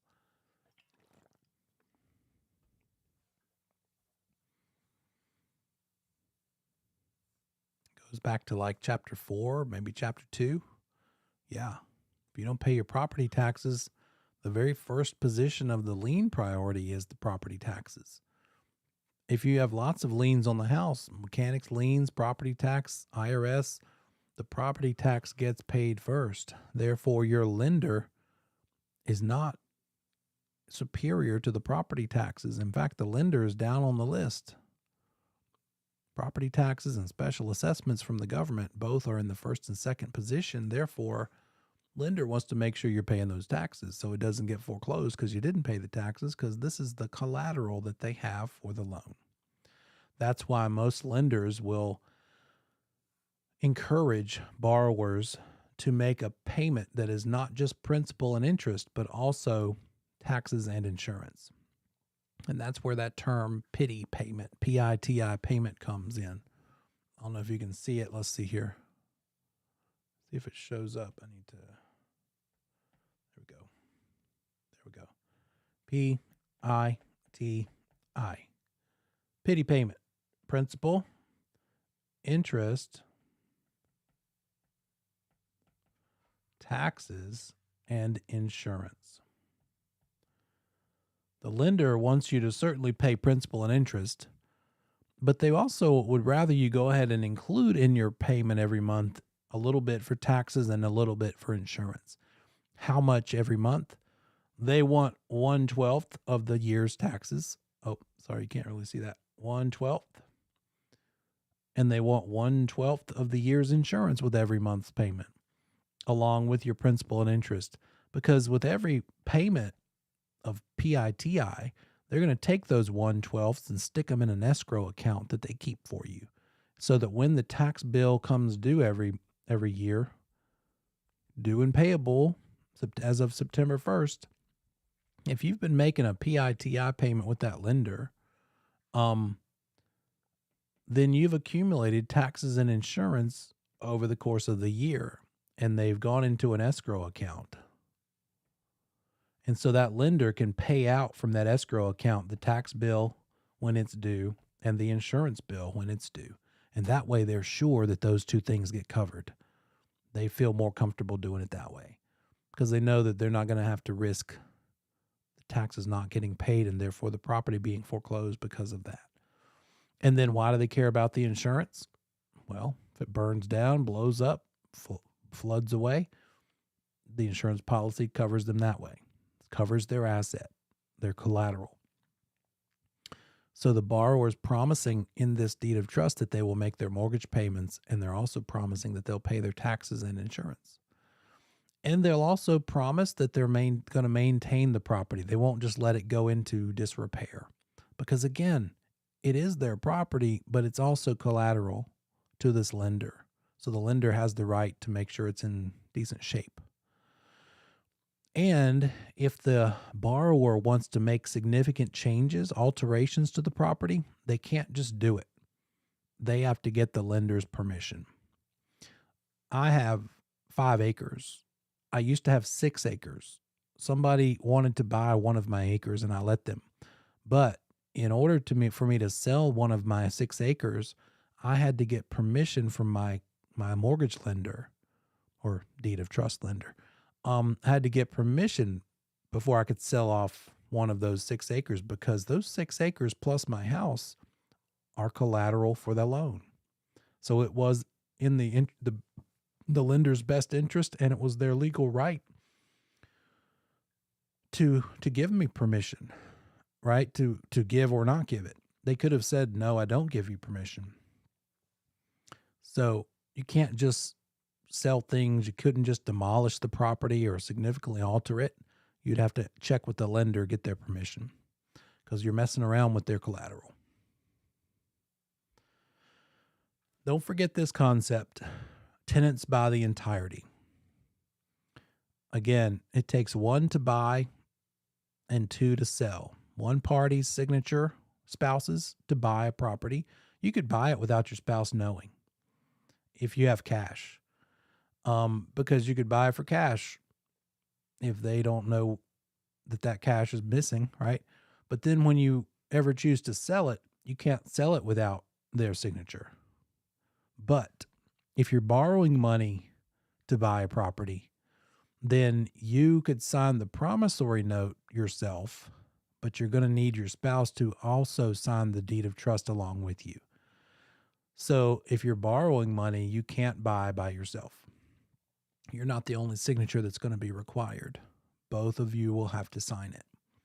Because even if only one of you's on the loan, you both have to sign the deed of trust, giving the lender permission to foreclose if you don't make your payment. That's the collateral, pledging the property as collateral. All of that is the deed of trust system. The lien theory is, again, a two-party system, borrower and lender.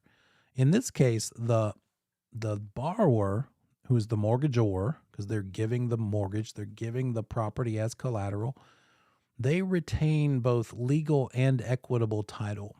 They have legal title and they also have permission to use it, right? Use the property.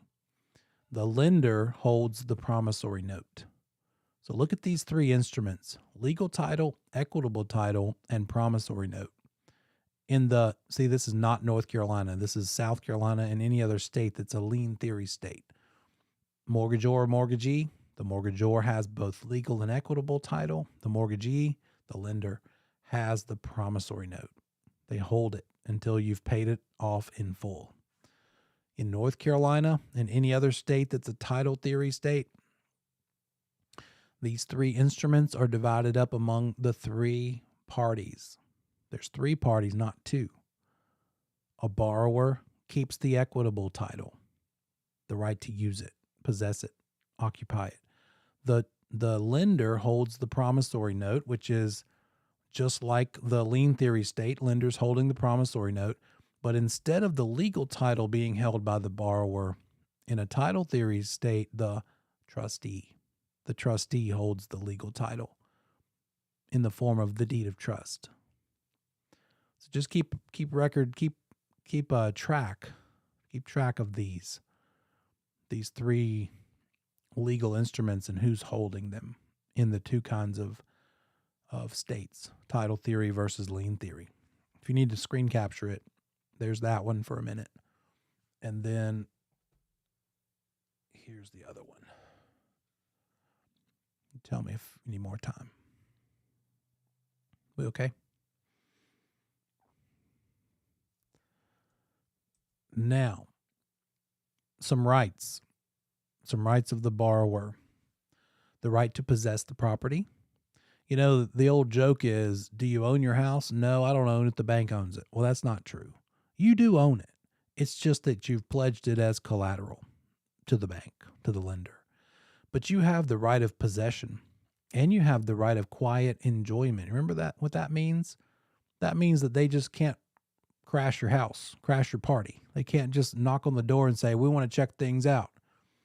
They don't do that. A landlord does that on a rental. Eventually they have to give you notice, but a lender isn't just going to show up and check things out. So you have the right of quiet enjoyment, free from someone just coming in, the lender just coming in and looking around and checking things out. You also have the right of defeasance, the right to pay off the loan. The borrower can pay off the loan, sometimes with a prepayment penalty, but usually without. But that defeasance cancels the mortgage debt. The right of the borrower, they can cancel the mortgage debt. When you get the foreclosure notice, there's a period of time during which the borrower can, maybe if they get lucky and their rich uncle decides to help them out and loan them some money or give them some money, or they win the lottery real quick, there's a period of time during which they can stop the foreclosure. In order to stop the foreclosure, they're going to have to make the payments up that they've missed, but that's not all. They're also going to have to pay some penalties, interest and penalties. Part of that's going to be paying the trustee, because now the trustee, the attorney's involved. You got to pay an attorney fee because they had to print off a letter called a foreclosure notice and send it to you. So it's not enough. You won't get away with it just by paying those 3 months that you're behind. It's 3 months plus whatever else. That duration of time during which the borrower can stop the foreclosure is called the equity period, equity redemption period. Once we get past that, the statutory redemption period is when the property goes up for sale, on like an auction. So the lender is saying, look, we're going to put this property up for sale. And during that statutory redemption period, there's something called a upset bid period, a 10-day upset bid period. Somebody will make a bid to buy this property, this foreclosure property. When a new bid is made, there's an automatic required 10 days that you have to wait and see if additional bids will come in. 10 days for a bid to upset the current one. If another bid comes in on the third day, then a new 10-day upset bid period starts. Another 10 days. Maybe on the 7th day of that one, another bid comes in a little bit higher. A new 10-day upset bid period starts. Eventually, you'll get to the maximum the property is worth, and people will stop overbidding or bidding again because it just won't be worth it to them. So finally, the property will sell. And when it sells, there's some things that have to be paid. Those things include, first of all, the thing that gets paid very first is the cost of the sale, the cost of the foreclosure, the court cost involved. Those are paid first. Those are first in line because you had to do the foreclosure, therefore it needs to get paid for.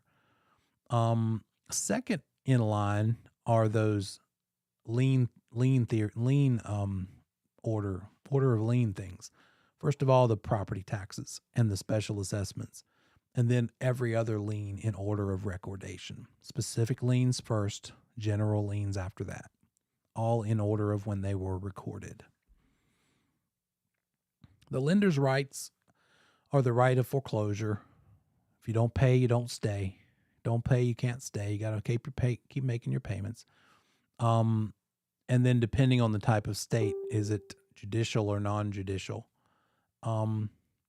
Strict foreclosure is a little different. That just means that the lender could foreclose and they're going to get to keep anything more than what's owed.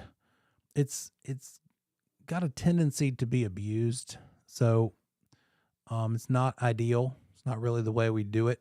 We do a non-judicial foreclosure in North Carolina through that deed of trust system, that title theory state, and then the other lien theory does judicial foreclosure.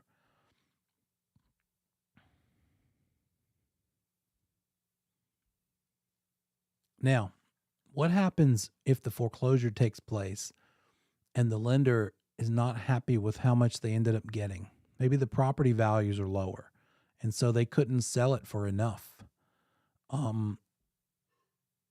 The foreclosure might not be enough to satisfy the lender, and so they could put a deficiency judgment against the borrower.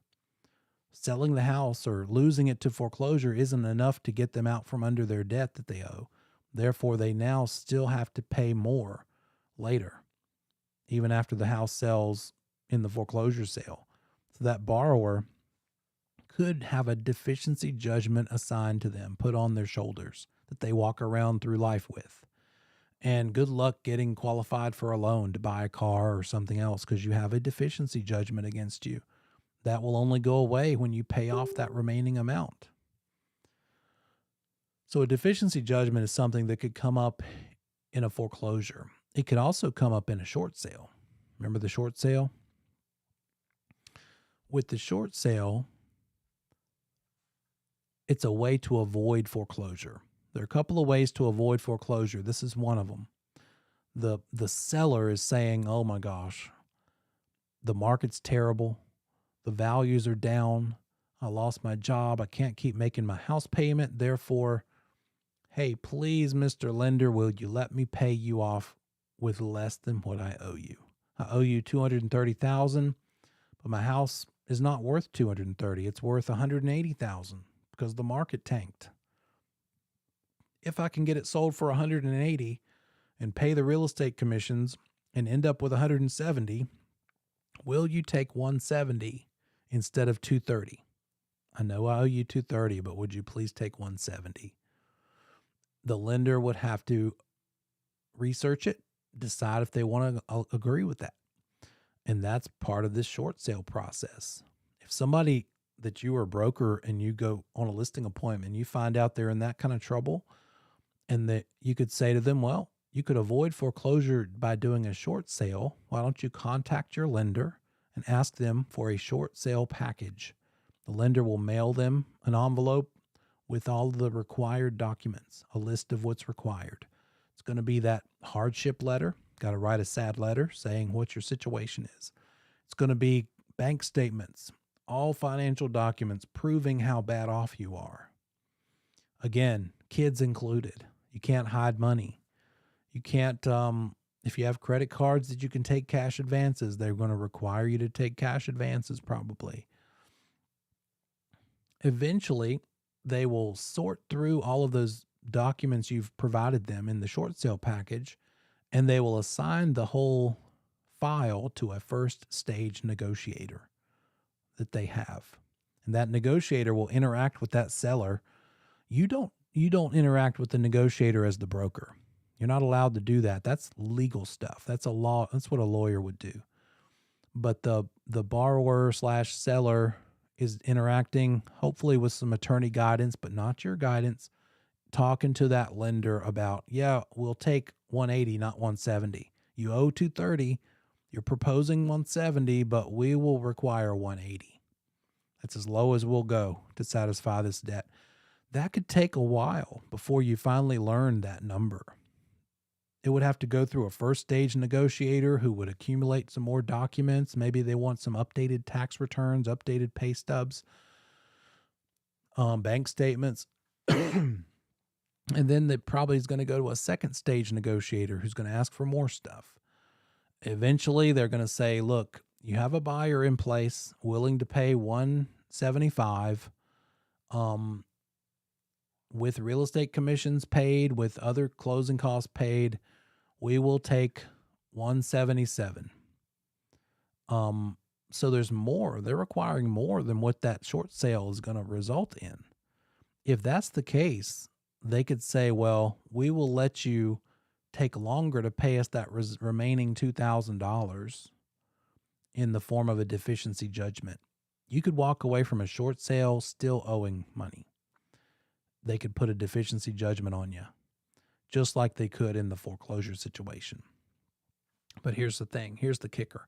You know, when you're down, you're down. Like when you're in the hole, that hole just gets deeper and deeper. Look at this last bullet point. What happens if that lender grants you the short sale? Congratulations. They were happy. They didn't even put a deficiency judgment on you. The short sale was given to you. The house closed. You didn't make any profit from it, but you don't owe them any money. They let you pay less than what you owed them. So you owed them $230. They let you pay them $180. The IRS steps up, raises their hand and say, you owed $280. I'm sorry, you owed $230. They only made you pay $180. That's $50,000. That looks like $50,000 of income to us. Please pay taxes on that $50,000. Pause for the collective rolling of eyes. Oh, the IRS, right? So you might not be done.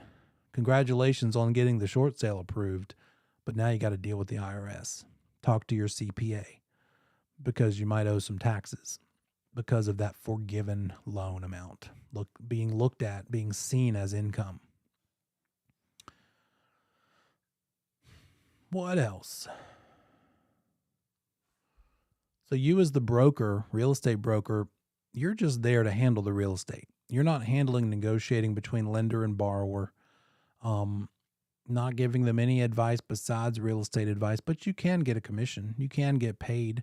The lender does appreciate that a real estate broker needs to be involved to accomplish the sale of the property.